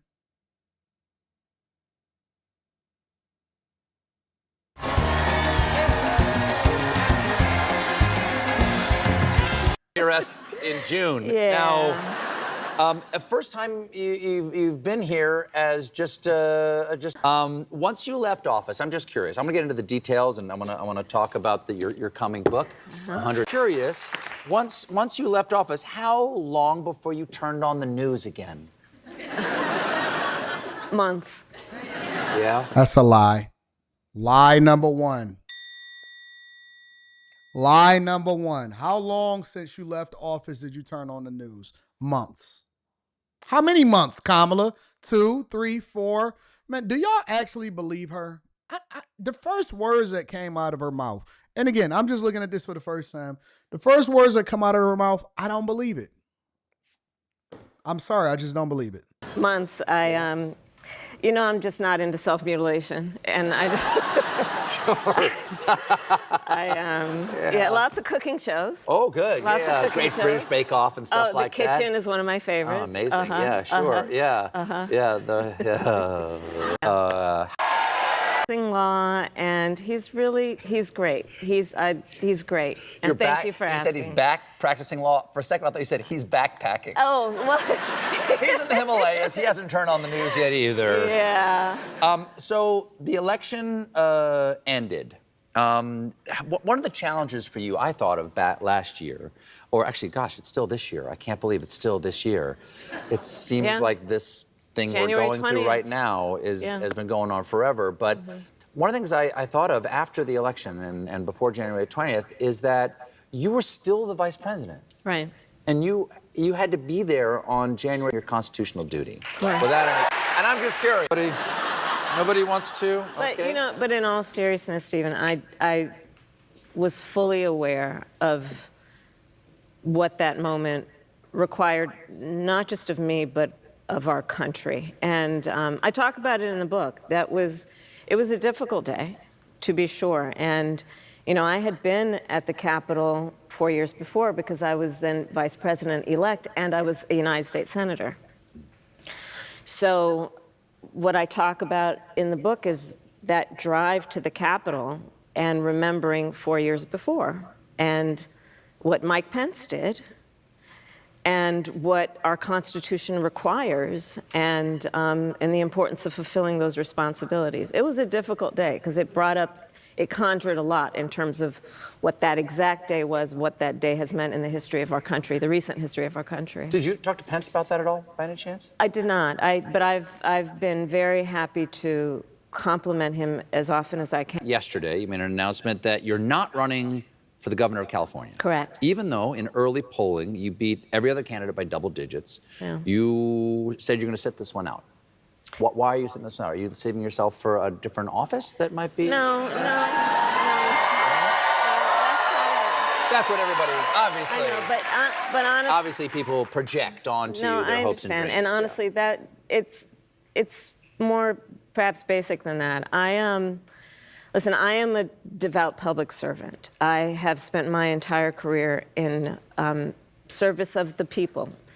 And I thought a lot about. Translation, I've always been a politician, and I've always gotten taxpayer dollars in order for me to continue to be able to support myself and feed myself. And so now I see an opportunity for me to be able to drop a book, which I'm not blaming her. I don't think it's a bad idea for her to drop a book. There has never been a better time for her to come out with a book in order to try to make as much money as they possibly can. And that is the first way that most politicians capitalize off of whether or not they are going to run or not run for president again. They keep people guessing, and at the same time, they drop a book. That is the biggest bag that they can get right away. Before they start doing speeches, before they start doing paid gigs, before they start to do anything with regard to trying to run for president of the United States again, the first thing that they do is they drop a book. And so I'm not mad at her for capitalizing off of the suckers that plan on buying the book. About running for governor. I love my state. I love California. I've served as elected district attorney, attorney general, and senator. But to be very candid with you, when I was young in my career, I had to defend my decision to become a prosecutor with my family. And one of the points that I made is, why is it then when we think we want to improve a system or change it, that we're always on the outside on bended knee or trying to break down the door? Shouldn't we also be inside the system? And that has been my career. And recently I made the decision that for now, I don't want to go back in the system. I think it's broken. I think there's so much, there are so many good people who are public servants, who do such good work, teachers and firefighters and police officers and nurses and scientists.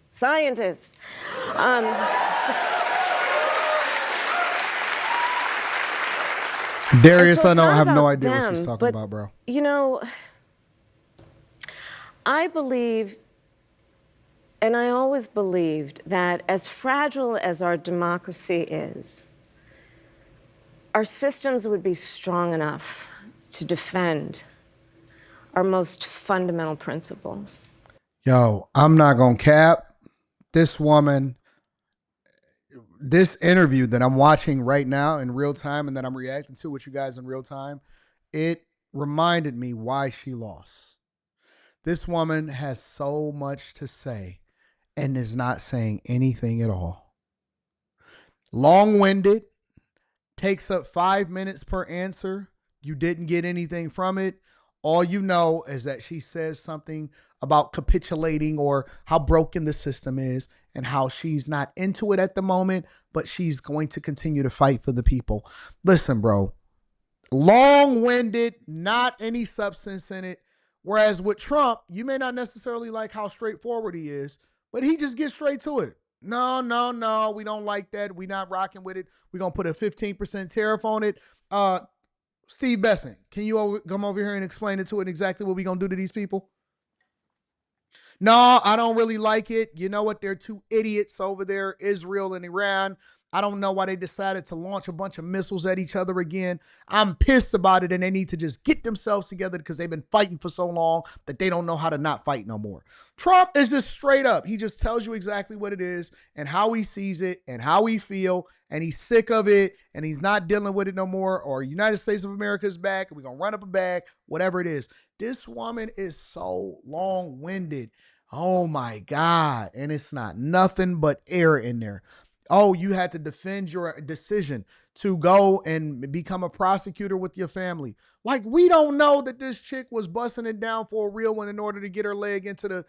Bro, Dave Chappelle said that she was going to wind up being president of the United States of America. From the very beginning, you already had in your mind what your pathway was to success. And okay, that's not a bad thing. But why are we capping? Why are we capping? You know what I'm saying? It's just like it's just a long win. And you know why she did Stephen Colbert, right? She did this interview because of the recent announcement, especially in light of the lawsuit on CBS from the Trump administration. And then he just recently announced that next year he's going to be going off air. And so her team thought it was wise to do an interview with Stephen Colbert and do her first interview with Stephen Colbert because of the symbolism that comes along with the fact that he's going to be going off air and he's being canceled. I couldn't figure that out. I could do that on my own. And I think right now that they're not as strong as they need to be. And I just don't want to, for now, I don't want to go back in the system. I want to travel the country. I want to listen to people. I want to talk with people. And I don't want it to be transactional where I'm asking for their vote. But eventually she will ask for their vote. I guarantee you she will run for president of the United States of America in 2027 going into 2028, or 2026 going into 2027 and 2028. I guarantee you she's going to run for president. I'm willing to bet any amount of money that she's going to run for president of the United States of America. I'm willing to make a prop bet on that. I'm willing to make a prop bet that she's going to run for president of the United States of America. Well, I gotta say, I want to talk about the book, but just to go back to what you just said, is that I have to say, as someone who is... Sorry to interrupt, but this is important. The shooter... Is that a commercial? My sweet little Daniel brought a...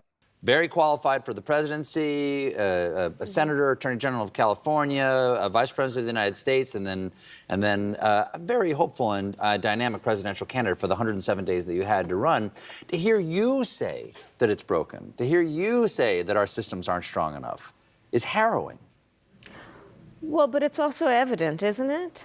No, it is. And it is. It is harrowing. I mean, and it is. I mean, there's almost no but curse word bad enough. But it doesn't mean we give up. That's not my point. Okay, because that's what I'm hearing. Like you don't want to be part of the fight anymore. No, oh, absolutely not. I am always going to be part of the fight. Okay. That is not going to change. Yeah. I am absolutely going to be part of the fight. Yeah. But I think that we have to acknowledge and agree that, I mean, look, the power is with the people. That has always been the ideal and or I say the strength of our nation, of America, that we believe fundamentally the power is with the people. We the people. And we the people. And I believe right now that it is important to do what I can do from the positions that I have held and what I have seen about the world and our country to get out there and remind everyone who needs reminding right now of their power. It is our... Yo, listen, fam. I'm going to be honest with y'all. I'm going to be honest with you. We dodged the biggest bullet in history. We dodged the biggest bullet in history. Thank God it wasn't even close. All right. It wasn't like we dodged it by a graze. But boy, did all of these women truly want Kamala Harris to become president of the United States of America. When I listened to her talk on an interview with Stephen Colbert, I'm like, you know what? Thank you for doing this interview because you've reminded us why we dodged the biggest bullet. This was the easiest choice ever of any election in my lifetime that I've ever been a part of. Al Gore, Clinton, Bush, Mitt Romney, John McCain, Obama, all of these people, Hillary Clinton, Trump, Biden. This was the easiest selection that I've ever had. I've never been more clear about where my line in the sand was drawn as a 40-plus-year-old man. This was the easiest election that we ever had in our entire life. And we made the right decision because, good God, could you guys imagine her being a much more assertive version of what we experienced in 2021, 22, 23, and 24? Somebody said, does she have a talent? Honestly, this was the easiest. And, I think back and I'm like, I can't believe that people actually went to the polls and that they argued. Dog, I have never in my life seen people crash out the way that they crashed out this last election over Kamala Harris. People were mad. They were crying. They were angry that we did not get on board and that we did not support this woman. We made the best decision ever. We made the best decision in history in 2024 going into 2025. And when I looked at this interview and I said, you know what?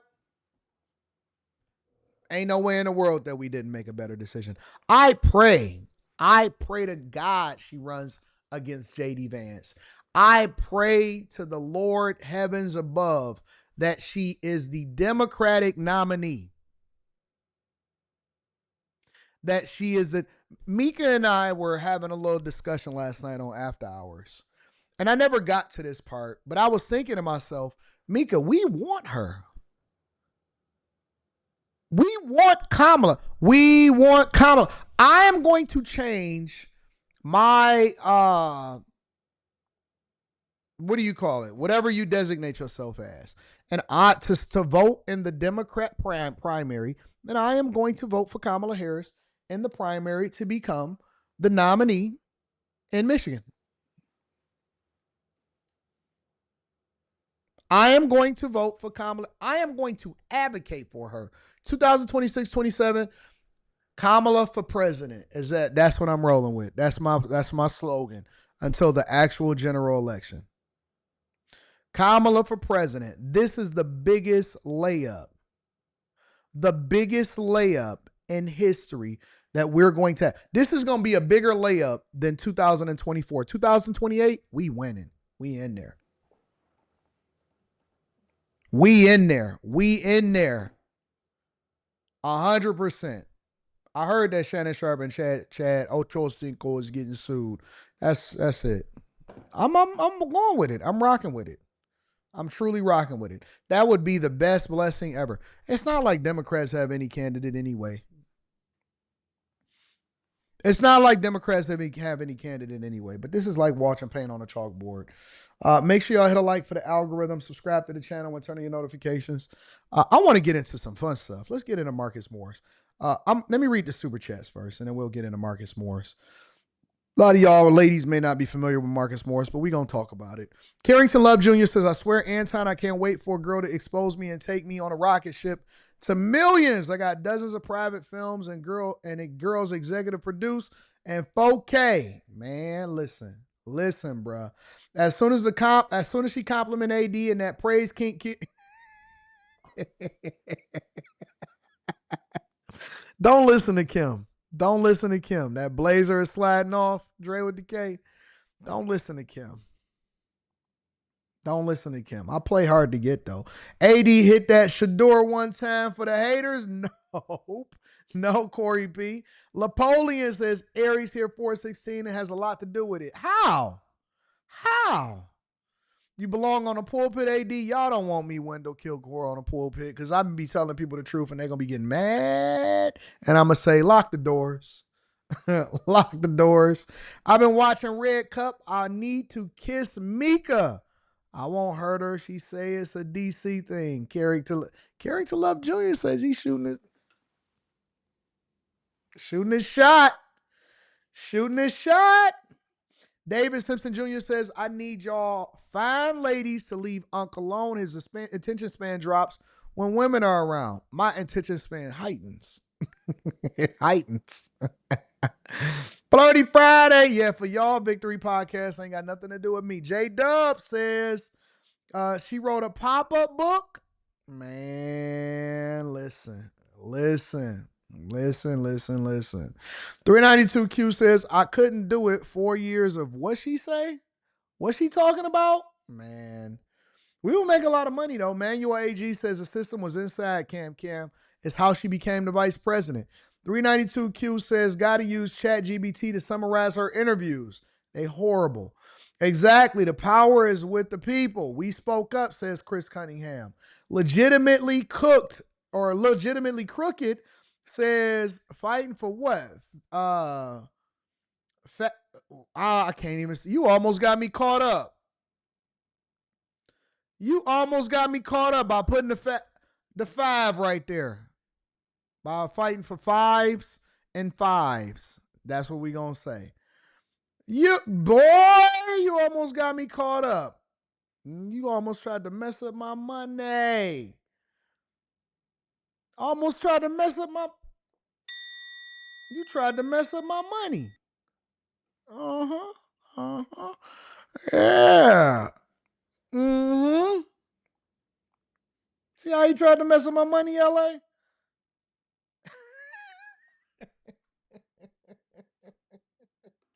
I'm about to start vetting before I even 5s and 4s. Now I'm going to start pre-reading all of these super chats before I read them now again. 5s and 4s, Molly. So with all of that being said, how do you feel she's going to run again? Because people are people, and the Democrats are looking for a person. Man, they tried to mess up the money. See how they did that, Christopher? Rock says, I'm so glad I found this channel before the election. Had to educate y'all. Jason Johnson says, did you see what Trump had to say about Kamala? Nah, I didn't see what he had to say. No. Talking about come on with it. Nope. Y'all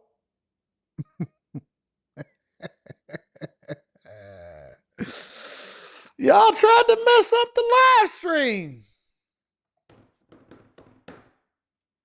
You know what they tried to do to me? They tried to mess up the live stream. I'm not letting them do it. Let's talk about Marcus Morris, bro. Return of the Mac once again. Return of the Mac. Return of the Mac. Marcus Morris. So Marcus Morris, let me give the synopsis for the ladies because I know that the fellas is already familiar with who he is. Marcus Morris is a NBA / former NBA. Let me actually look up his earnings. I don't like to pocket watch, but I'm going to look up the earnings. Marcus Morris earnings.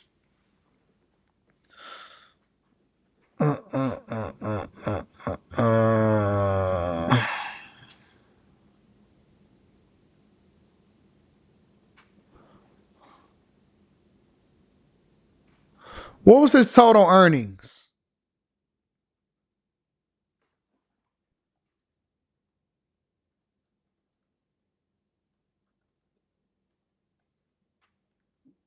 From the NBA. Marcus Morris was a 13-year NBA career player before he eventually I believe he's on like ESPN or something like that. He was in the NBA. Marcus Morris Sr. was in the NBA for 13 years. Guess how much money they say that he made? According to the internet, Yahoo Sports, and so on and so forth, he's made $108 million in his career. Let me give a shout out to Marcus Morris for running up the bag. He does have, and he has a twin brother. His twin brother also played in the league. I believe he made upwards of over $60 million. His name was Markieff Morris. So the Markieff, oh, he's still an active player? I can't imagine that he's going to be that active after this. But we'll get there. Marcus Morris made over $108 million. Markieff Morris made over 60. So together they made closely probably around $170 million together. But he's recently been charged for fraud for defrauding a Vegas casino or Vegas casinos for over $250,000. Yes. So these players, ladies, NBA players, on the tail end of their career, one of them I think I've been seeing on ESPN a lot, made over $100 million a year, or $100 million in his 13-year career, and has now been arrested, and he was arraigned in a courtroom and extradited back to Vegas to be accountable for his actions. Now, they're saying that he actually wired the money, but we're going to deep dive into it. And I think that Kendrick Perkins had a beautiful, beautiful breakdown of what this is, because this is a bigger conversation that I think that we need to have. Baller busted. An NBA veteran, Marcus Morris, arrested right here in South Florida for fraud. But his family says the situation has been really overblown. Local 10's Rosh Lowe is live. He's outside the jail in Fort Lauderdale to explain. Rosh. So the word of the day here when covering this story is, in fact, you just mentioned it, busted. But we're not talking about the busted when you go over 21 in blackjack. We're talking about busted being put in cuffs at an airport. And this NBA player's family says, what is this all about? It's about $1,200. No jackpot here. Marcus Morris Sr. in the Broward County Jail. Here is his arrest report. The charge is fraud, and it's a case out of Las Vegas. Morris, a veteran NBA forward, he last played for the Cleveland Cavaliers, was arrested Sunday at the airport. His brother Markieff, also an NBA player, posted on X, "The wording is crazy. Damn, for that amount of money, they'll embarrass you in the airport with your family. They got y'all really thinking bro did some fraud expletive. They could have came to the crib for all that." When you all hear the real story on this expletive man, all I can say is lesson learned. Bro will tell you all tomorrow. This weird expletive gave me a headache. Can't stop nothing. His agent, Yoni Noy, says this isn't fraud at all, just an unpaid casino marker worth more than $1,200. In a post on X, he called the arrest absolute insanity. Now, they're going to sit here and say this is just for anything over $1,200 is fraud. This is what we call a lack of accountability. And Azriel, I am going to, yeah, I've seen it. This is absolutely terrible because these guys have no accountability. And Azriel asked a question. Azriel says, does gambling really have a hold on the community like that? Azriel, you have no clue. You have no clue. Is gambling really that serious for people? Like, absolutely. They say that athletes and NBA players are the biggest. All right, pop quiz. Pop quiz for everybody in the chat right now. What community is more impacted by gambling? What is the community? When I say group of people, what community and what group of people are the most impacted by gambling?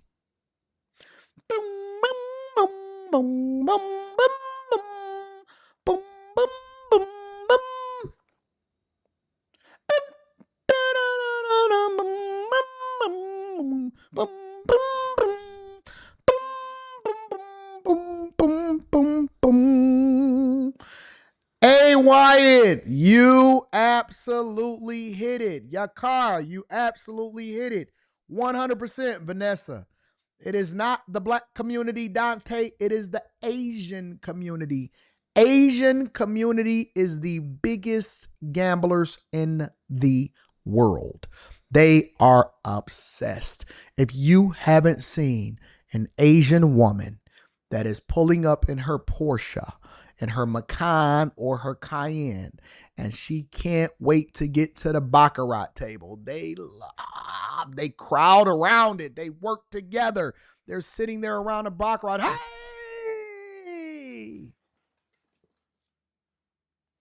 The Asian community is the biggest, bigger than any other community in the world. They are the biggest gamblers in the world.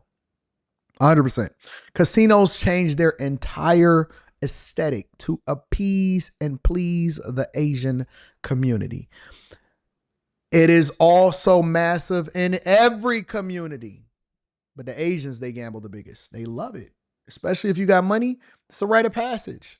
It doesn't even matter how much money you have. That's the thing about it. And that's why it's almost like a spell, right? It's almost like a spell. And I'm going to let Kendrick Perkins explain this more effectively because I think that he did an absolute impeccable job talking about it. It is almost like a spell that is cast upon people that have resources, that don't have resources. They are all involved and get into it. Jason Whitlock talked about it. Jason Whitlock said, man, I'm a big dice guy. He told a story about how he was a big dice guy and that he had to ban himself. Let me see if I can pull that up.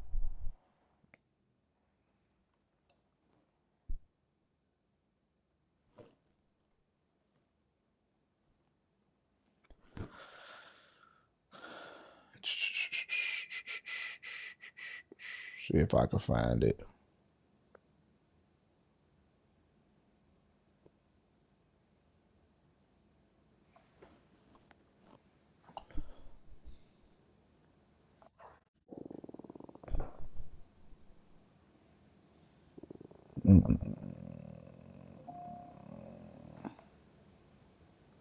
Marcus Morris, to my told a story on Cowherd Show about going out to Vegas to bet one basketball game. Baylor was playing, I think, Creighton in the NCAA tournament. It was either Creighton or Wichita. I think it was Creighton. I went out there to bet that game. I probably put $15,000 on that game. Won the bet. It was NCAA tournament. And on my way walking back to my hotel room, I stopped at my favorite craps table because one of my favorite craps dealers was dealing. Stopped there, and I think in 9 minutes, I lost, I think, $38,000 in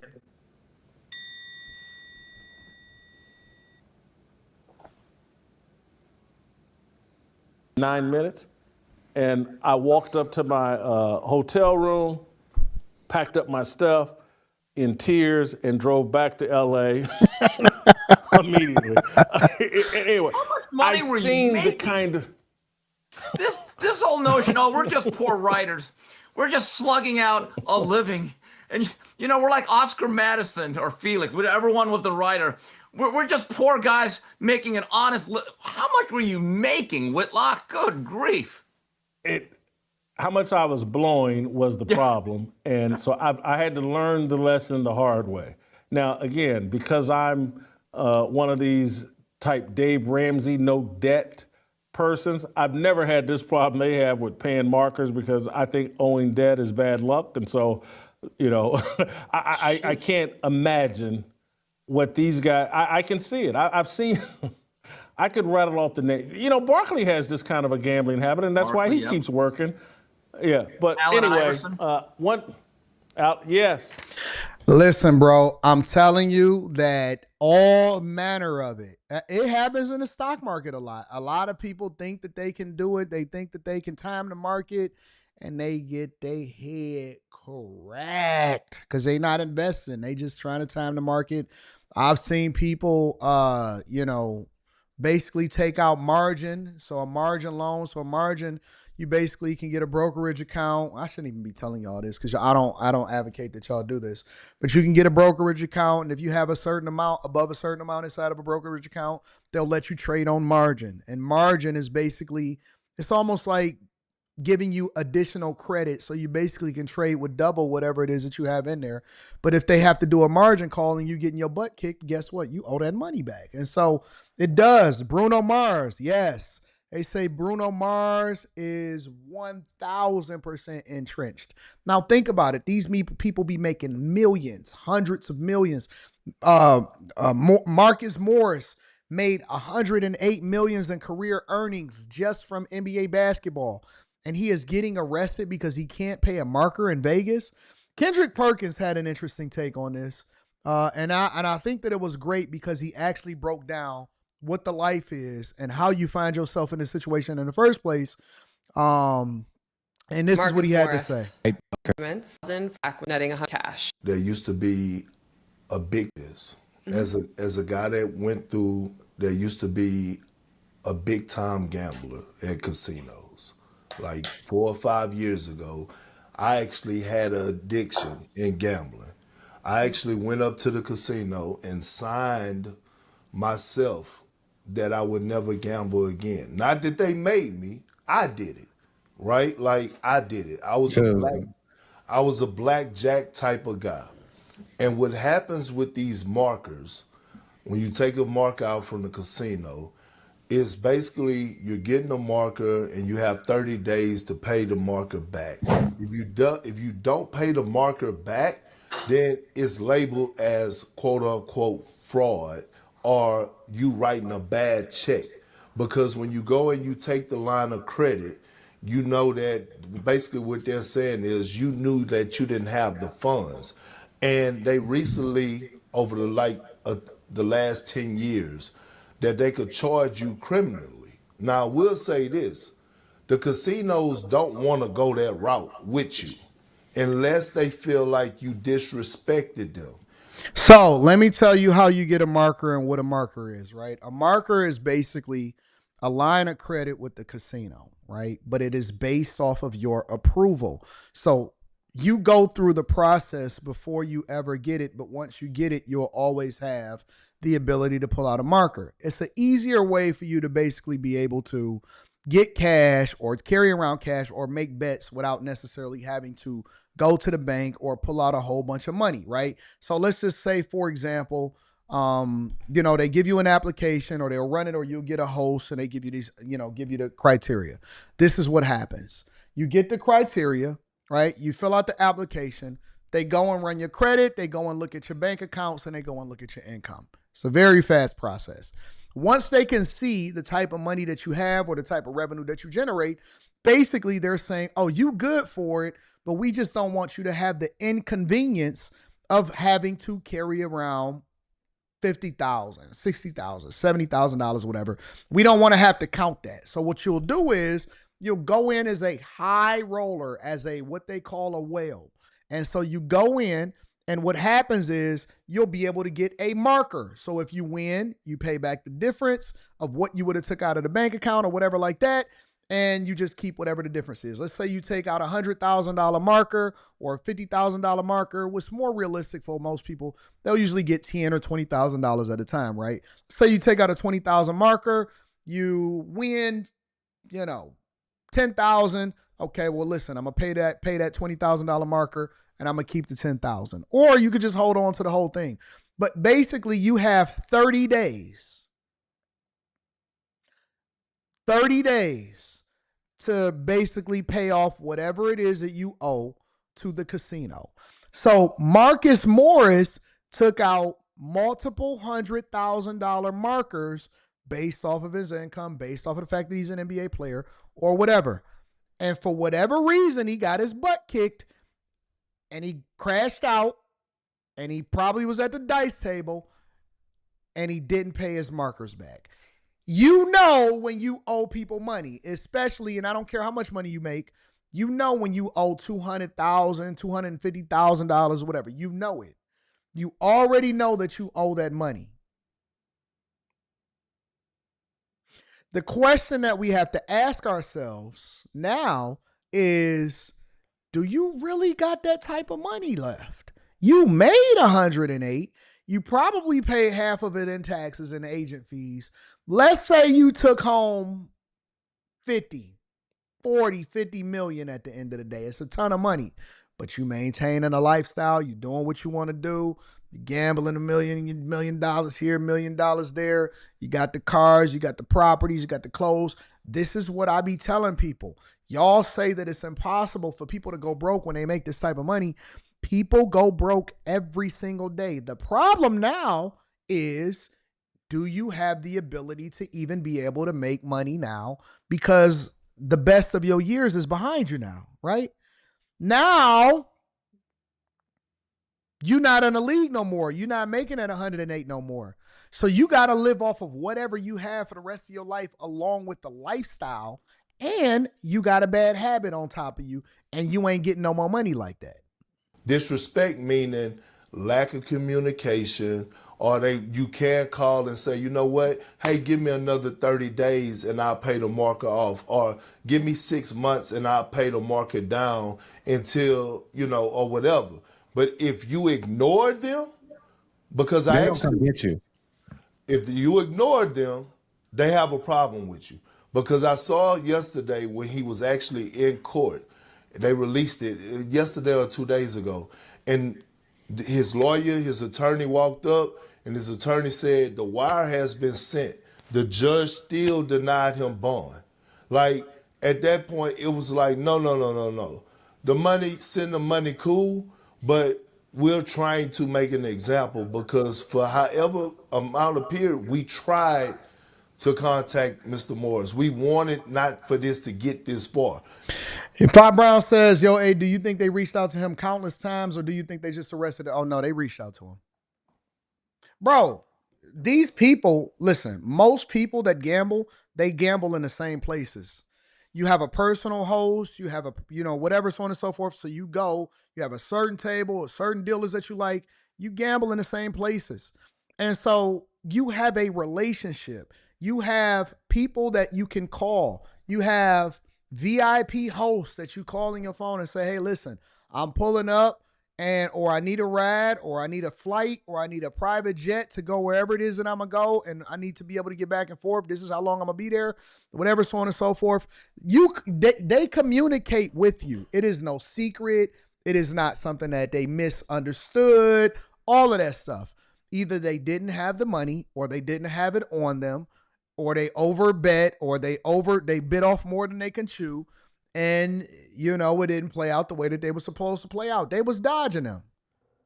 They were dodging them. This wasn't just an over $1,200. This is $250,000 that you're talking about.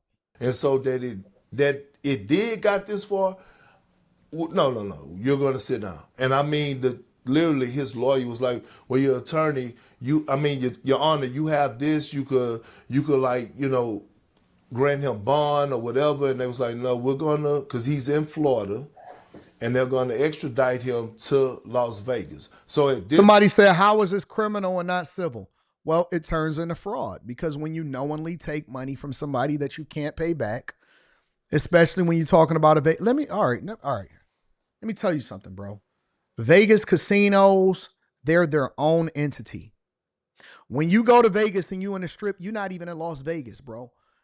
They're in their own city. Las Vegas is old Vegas. That's Fremont Street in them. That's the D Las Vegas. That's all of that stuff over there. When you go to Vegas, when you at the Wynn, when you at the MGM, when you at Bellagio, Caesars, all of that stuff, bro, they're their own police force. Go over there and mess around if you want to. Go in there and steal something if you want to. Go in there and do something if you don't want to. Bro, everything is going to turn to criminal and civil. They not playing no games with you. Go and owe some money if you want to. The regular rules, y'all think regular rules apply when you start to get into people's money. Nah, the rules change. The rules of the game is different. When you start owing money, the rules of the game is different. Don't go in these places with anything more than you are willing to lose and that you can I say this all the time because you're not going to stop people from playing. You can't stop people from gambling. I like to shoot dice. I would prefer to shoot dice on the street, but it's too unsafe. So I like to shoot dice in the actual casino. I don't have markers. I don't do none of that stuff. I don't do none of that. You go with the thing that you want to have fun with. Have a good time. You win, okay, yeah, we going to give it away. Usually I take all of my winnings. If I win something, I'll go give it to homeless people. Honest to God, I'll give it to homeless people. Anything that I win, because I'm there to have fun, I will give it to homeless people. If I lose, it don't faze me a little bit because it's not anything that you've done, and you still got to take care of your business. You still got to do your budget. You still got to, you know what I'm saying, make your investments. You still got to be on top of things. And so if you gonna go, you got to go to have fun. These dudes be going in there and they be over leveraging themselves, and they have a true addiction that is kicking their butt. And I don't care how much money they make. I don't care how much money that they generate. It is crashing them out. They can sit here and pretend. They can sit here and lie. They can sit here and try to act like it's not a thing. These people, no matter what your seniors get busted into those casinos, and they got a demon on their back that they can't get off their back, bro. They get that check at the first of the month, and it's over. It's over. Don't let people keep fooling you. Oh, man, look, this is how I hit the jackpot. I got a special strategy. Nah, nigga, you just don't post your losses. All of these sports bettors, yeah, man, I got a special strategy, and they let me keep betting. Either go for fun and have a good time, or don't go at all. But I'm telling you that these places are not built off of winners. At this point, they're just being assholes on purpose. And that's why I've got contacted by several different companies. You know the big ones. I'm not going to say their names. Oh, man, we want to be a sponsor of the Anton Daniels channel. Oh, man, we want to be a sponsor of the Millionaire Morning Show. I won't take it. I don't know. Maybe they'll offer me a bag that's just so insane that I won't be able to ignore it in the future, but I just can't take it because in good conscience, I know that promoting this thing to people that ultimately don't know that they're going to have an issue before they have an issue is going to be problematic, and people don't know how to get that monkey off of their back. They don't know, bro. It's a monkey. It's honestly, I believe, from what I've seen, because I've seen people lose multiple homes. I've seen people lose their families. I've seen people lose their businesses. I've seen people go to Vegas and leave with nothing. And when you talk about being able to mortgage your home, to take out a home loan while you're in Vegas, that is the worst type of space and addiction that you can ever think of in your entire life. I love Vegas. I love hanging out in Vegas. I love going to Vegas for the shows. I like the Summer League. I like going to the Sphere, to the concerts. I like all of that. I went to the Usher. I think the last thing that I went to an event over in Vegas was like the Usher thing. I love Vegas, but Vegas will break you. It will absolutely destroy your life. They felt disrespected. A lump sum wire, huh? So he's paid back the money to the casinos. The wire has been sent.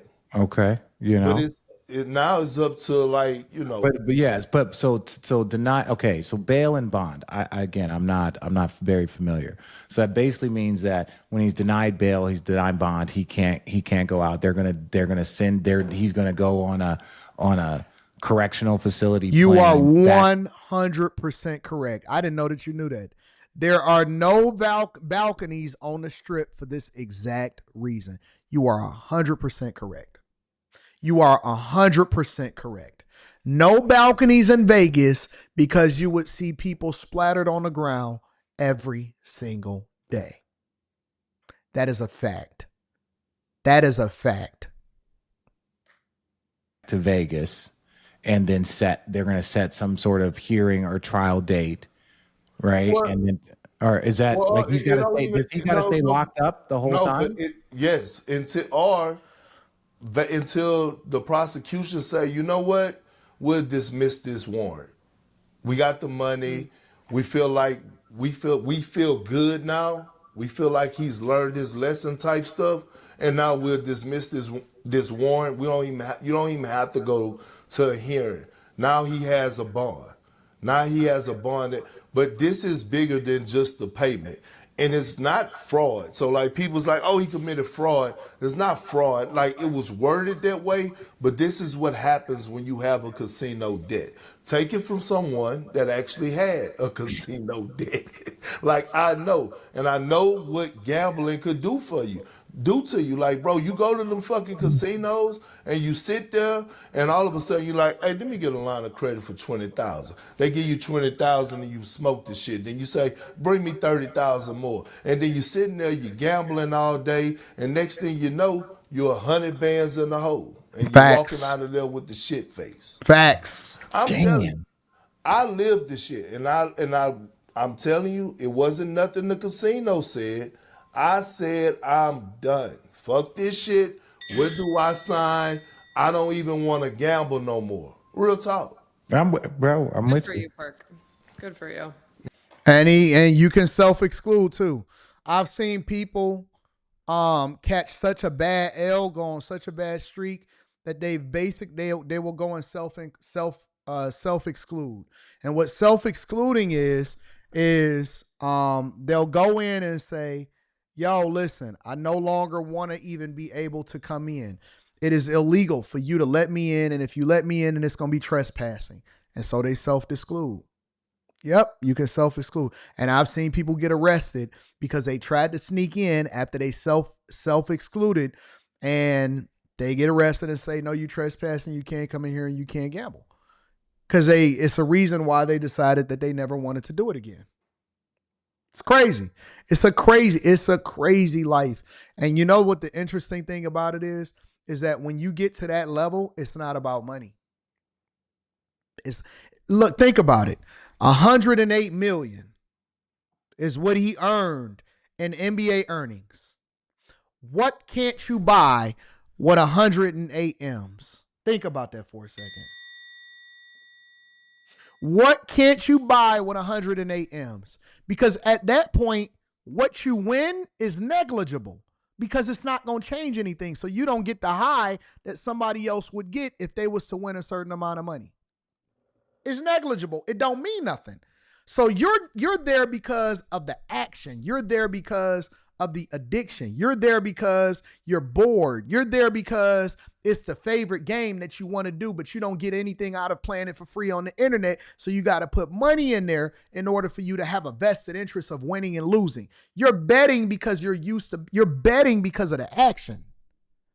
It gives you a reason, a root for the game, whatever, so on and so forth. It's a lifestyle. It is absolutely a lifestyle. 100% it's a lifestyle. You said he probably walked away with 50. Yeah, it's called taxes, agent fees, local taxes, state taxes. Yeah. If you make 100 million, and that is why people be so aggravated. It's like, man, why should the government get $50 million of my money? Then you got to pay all of these fees. You got to pay lawyers, you got to pay agents, you got to pay chefs, you got to pay all of these people. You'd be lucky to get away with 50 if you made 100 in basketball as an athlete. That's how I know y'all don't be right. Oh man, this person's net worth is this. What? So you saying that they never spent no money on nothing? They didn't have to pay no taxes. They didn't have no agents. They didn't have nobody negotiating their deals. They didn't have nothing. How? How was they net worth 100 million and they made 108 million and they started playing 13 years ago? How? How? That's how I know all of these sites be wrong. All of this junk is cap. All of this junk is cap. That's why I show my bank accounts. That's why I show what it is that I make. That's why I show what it is that I generate. That's why I show my brokerage account. That's why I show all of this stuff. Because you said, remember AD and Michael Jordan ended up gambling away his NBA team. Yep, I think that's what I believe. They're not gonna frame it that way, but I believe that Michael Jordan, and I'm not saying that this is true. This is what my belief, what my opinion is. I believe that Michael Jordan had to sell the Charlotte Hornets because of his gambling addiction. 100%. Michael Jordan, 100%. Absolutely. I believe that MJ had to sell the Charlotte Hornets because of an addiction. 100%.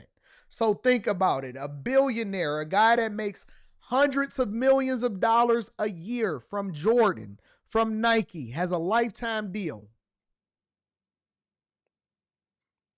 What does Michael Jordan need? He got yachts, he got restaurants, he got everything. What does Michael Jordan need? Michael Jordan, let me tell you why Michael Jordan is not the GOAT. In my mind, I think that he's the greatest basketball player ever. I think that Michael Jordan is the greatest basketball player ever. I don't believe that Michael Jordan is the, how do I frame this? I don't think that Michael Jordan lived up to his potential. And that's why I got to take points away. You know why? Because Michael Jordan could have been an 8-time NBA champion and nobody would have even came close to him. Michael Jordan could have been a modern day 8-time NBA back-to-back NBA champion, but they had to sit him down because he was out here in these streets. That is why I take points away from Michael Jordan. Is because his off-the-court lifestyle, in my opinion, got the best of him. And he did not meet his expectation. He could have been an 8-time back-to-back. Do you know how great, do you know how untouchable he would have been in any sport ever? Do you know how much he would have been untouchable in any sport better than every other athlete in history?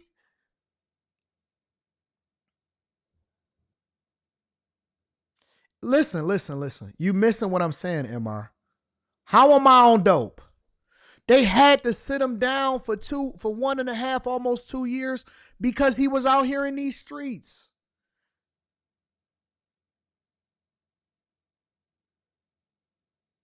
It's not about whether or not he is the greatest of all time.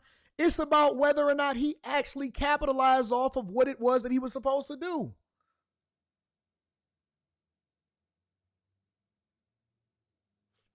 Y'all not hearing me, man.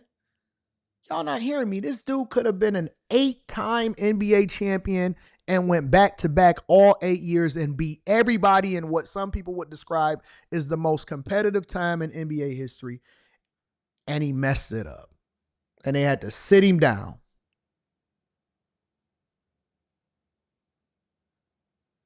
They had to sit him down.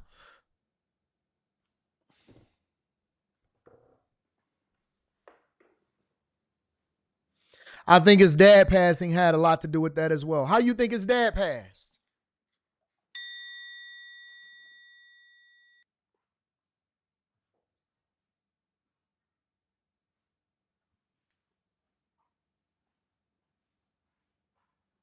Yeah, y'all want to have a real conversation.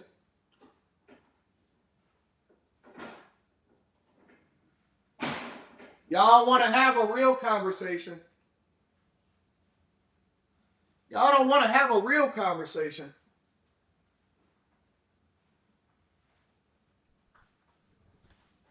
No, they want to leave that part out. They want to leave that part out. Oh, y'all don't want to talk about that? Y'all don't want to talk about that. All right, you know what? I'm sorry. I know that that's y'all king. I know that that's y'all king. I know that's y'all king. Y'all believe that story? Y'all believe that? Y'all also believe that he just wanted to take a break because he was sick of the Bulls too? You believe that story too? Y'all believe y'all worse than people that believe politicians. Y'all worse than people that believe politicians. He should have been a back-to-back champion. I got a bridge to sell you, Derek.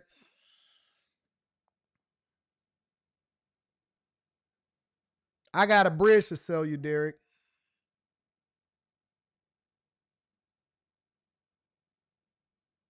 I got a bridge to sell you, Derek. 100%. Maybe y'all think that Batman's dead died from getting robbed in the alley too from a random attack from the comics. How can they say that Jordan was suspended? Think about it. He was the face of the NBA. They had, David Stern is the GOAT. That's the real GOAT because David Stern spun that. The people that was in the NBA offices trying to figure out how they could spin that in order to maintain, because the league was taking off and they was getting record revenue and contracts and TV contracts, and then they was expanding overseas and they had just came off of the Dream Team and all of that. The real GOAT is David Stern and them. That was the real GOAT because they saved Jordan's legacy. They saved Jordan's legacy. David Stern and the NBA, in my opinion, see, all right, I know we can't talk about this. I know.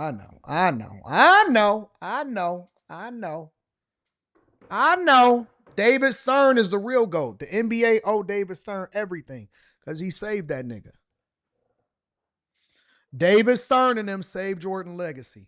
So when all of the sports shows start talking about that, when they want to start comparing all of the GOATs and they want to start talking about the real stuff, then we can really get to it. But until y'all really ready to have a real conversation, we don't want to talk about it. We don't want to talk about it. We don't want to talk about it. David Stern is the real GOAT. He the person that's supposed to be on Mount Rushmore.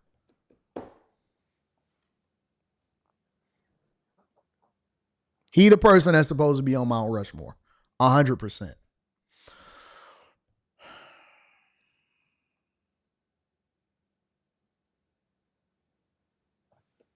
And Marcus Morris is a fool. Let me throw that in there. Let me read some of the super chat. I want to do one more story. I know we at the 3-hour mark, but it's Friday. It's Friday. We gonna have a good time. Gotta make this money work. Blame it on the people, says Legitimately Crooked. Shout out to Legitimately Crooked. Wesley Turner says, my homie used to get free comps for driving this Asian lady to AC every weekend. For the entire summer of 2015, we got lit at the Borgata for free. Yeah, I've never been to Atlantic City. I'm looking to go to Atlantic City. They keep on trying to get me to go to the Atlantic City. We'll see. Carrington Love Jr. says, my girl saved me from day trading during the NIL XP and Tesla EV run in 2021. I lost $10,000. She broke my con with a hammer. She broke your computer with a hammer? Good for her. Good for her. Chris Cunningham says, I seen a mob CPT come to the job to collect on someone because of gambling. Bro, do you know that gambling is heavily inside of like the plants? Numbers running and gambling in the plants. Carrington Love Jr. says the greatest basketball player turned businessman is from Detroit. He is the owner of the Business Automotive Group that manufactures automotive parts. Shout out to Carrington Love Jr. A says Jordan dad delete because he was messing with prostitutes and got popped and robbed. Right. Has nothing to do with gambling. The two dudes who did it are out. Okay, right. Yep. James Reed says that is not a GOAT conversation. That is a character conversation. He would have never accomplished 4 to 5 straight championships. Okay. All right. I don't think y'all know how good the Bulls was and Jordan was in 92, 93, 94. I don't think y'all realize how good he was. I don't think y'all realize that nobody was close to him in the NBA. Nobody, no team was ever going to. The only reason that Houston has championships is because Jordan retired.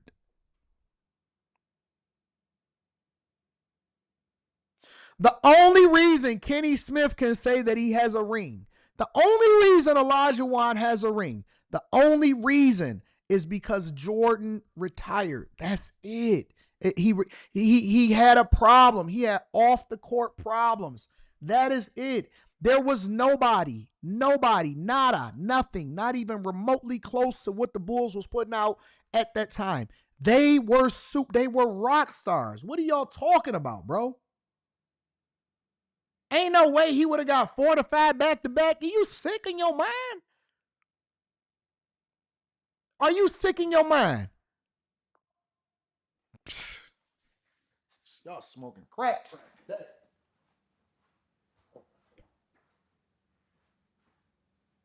Y'all on crack today, I see, huh? That's all right. That's all right. We gonna get there. We definitely gonna get there. Let me make sure my camera's right.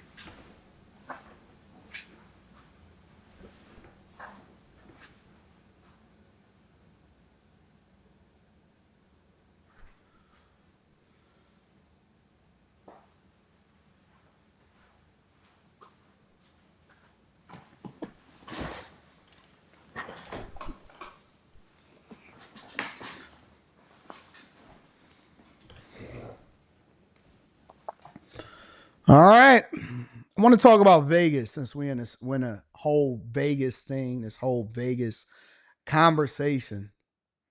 They say Las Vegas is actually losing money. Let's spend 10 minutes on this. Welcome back in here to Live Now from Fox. I am Andy Mack. Let's turn our attention out west, as it seems not as many tourists this year want to roll the dice on a trip to Sin City in Las Vegas. The live picture right now there, as you can see it courtesy of our EarthCam partners, as Las Vegas seeing a drop in visitors, but there might be some potential deals for those looking to go. Let's be joined right now by Fox's Kennedy Hayes on the ground in Las Vegas with the slowdown. Kennedy, thank you so much for joining us. What more can you tell us?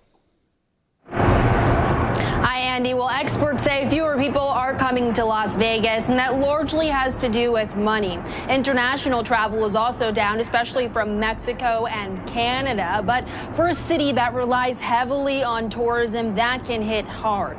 Las Vegas welcomed 400,000 fewer visitors this past June compared to the same time last year. That's an 11% drop, the first double-digit decline since 2021. And it's not just tourists. Convention traffic, a major moneymaker here, is also down. Those big conferences and expos bring in high-spending visitors, and the cost of visiting adds up fast. Between resort fees and service charges, vacationing here can be more expensive. Even the city's airport is feeling the impact, with passenger traffic falling more than 6% last month. But here is the silver lining. Hotel prices are starting to ease. The average nightly rate on the Strip in June was about $174. That has nothing to do with the affordability of Vegas. Zero. Has nothing to do with the affordability of Vegas. One of the reasons why Vegas is suffering, I'm going to tell you exactly one of the reasons why. I'm going to tell you two reasons. Online gambling, number one, is because there are places outside of Vegas that is taking more of the pie, and local casinos are taking a bigger slice of the pie. Has nothing to do. When people used to go to Vegas, didn't you just hear the story of Jason Whitlock when he said he drove all the way to Vegas to make a bet? People used to go to Vegas to party and to gamble, and they had that whole slogan, which was a phenomenal slogan, that said, "What happens in Vegas stays in Vegas." That is one of the reasons why. Vegas was a tourist destination. Now you have more local places that are taking a bigger slice of the pie, and more communities are looking to open up casinos in their home city. That's why. People can just go straight down the street and go to the tables that they would normally be going to in Vegas. Online betting is killing the game 100%.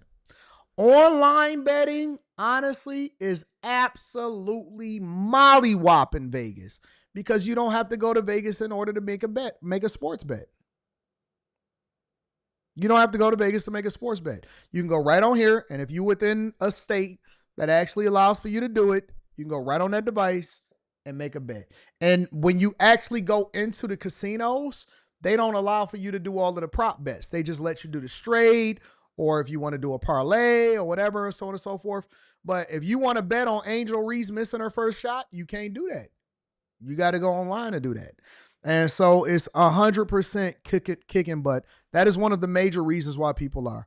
I went to Vegas just recently. I was in Vegas a couple weekends ago. When was I in Vegas, y'all? It was like at the end of Summer League. I was in Vegas. And there was plenty of people there. Plenty of people from all over the world. The Bellagio Conservatory, booming. The Bellagio lobby, booming. People checking in, booming. Walking down the street, booming. 100%. Didn't go to Fremont Street, but, you know. That's compared to nearly 187 last year.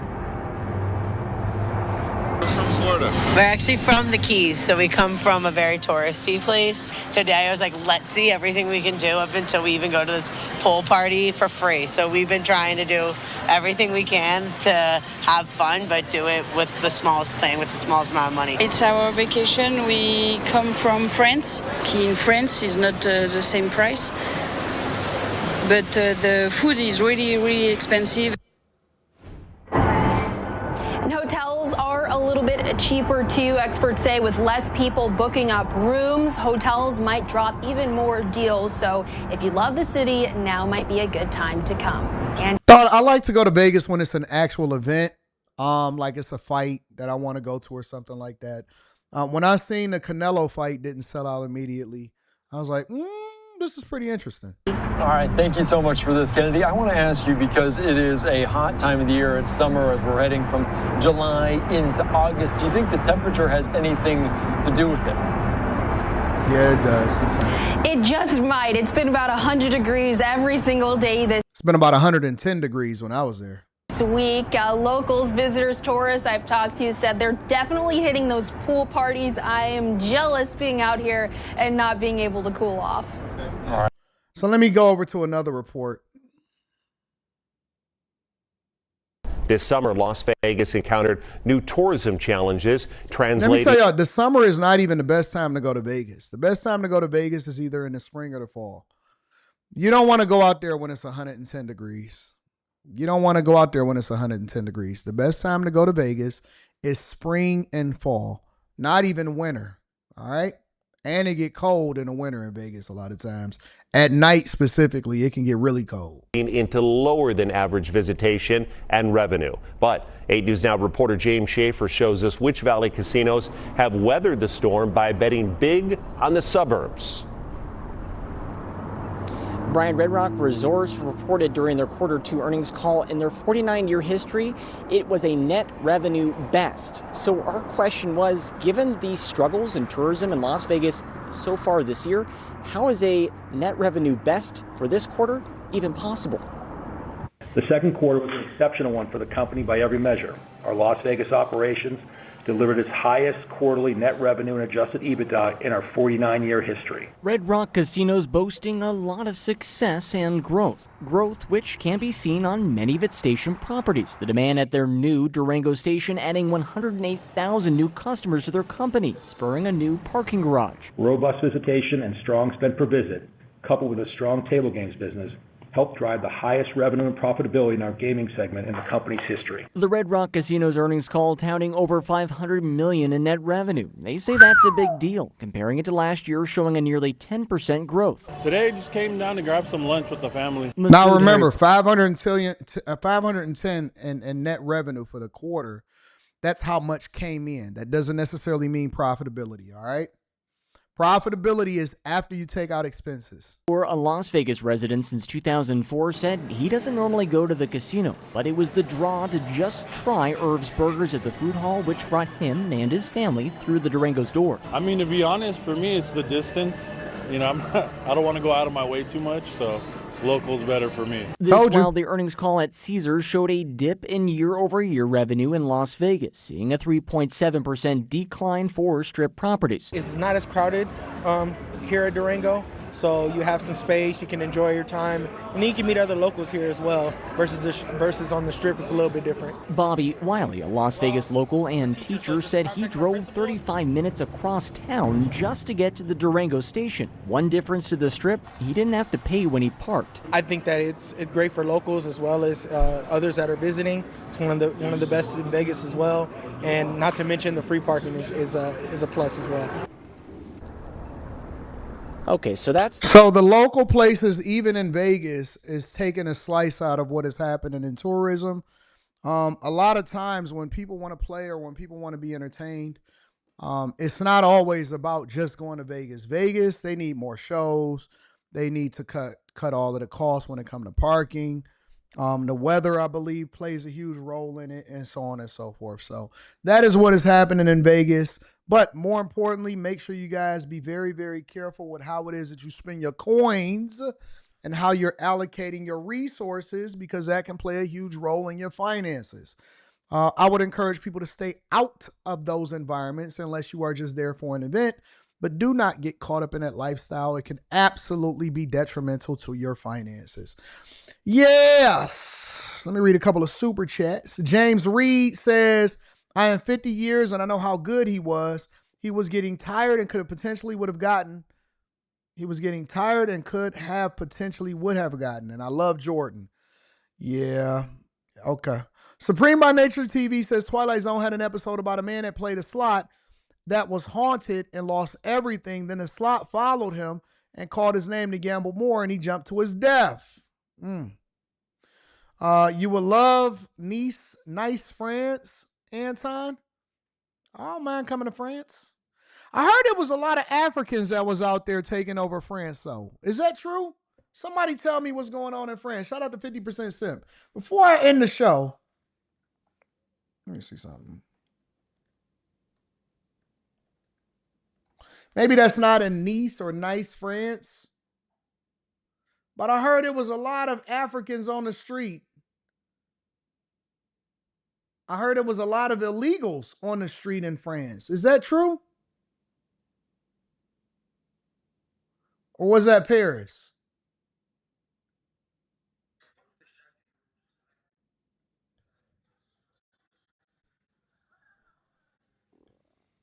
That's Paris. Is that Paris that we talking about? Let me see something. 7.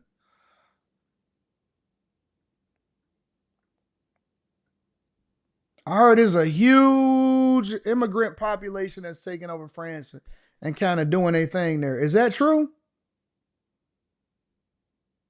Seriously, that's what I heard.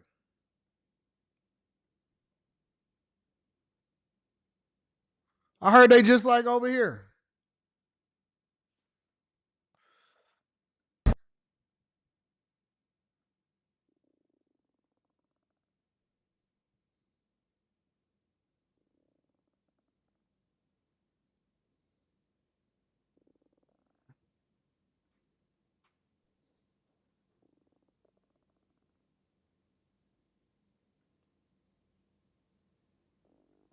I like that.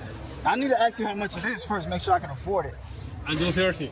It's 35, but I do 30. All right, let's check it out. You do like? Now free, now free. You?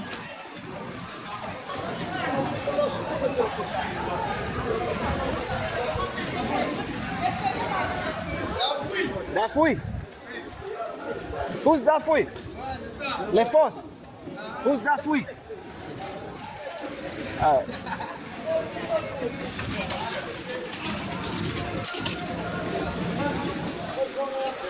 I am not in Paris right now. I'm in Africa.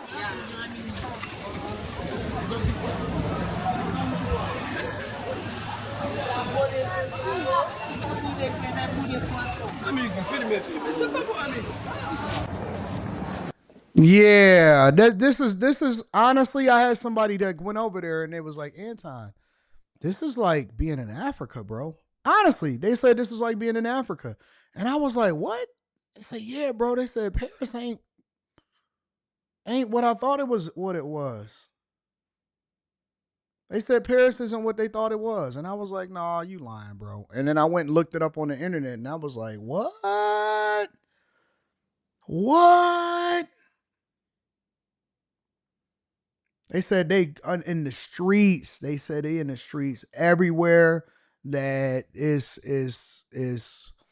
illegal migrants and stuff that is taking over.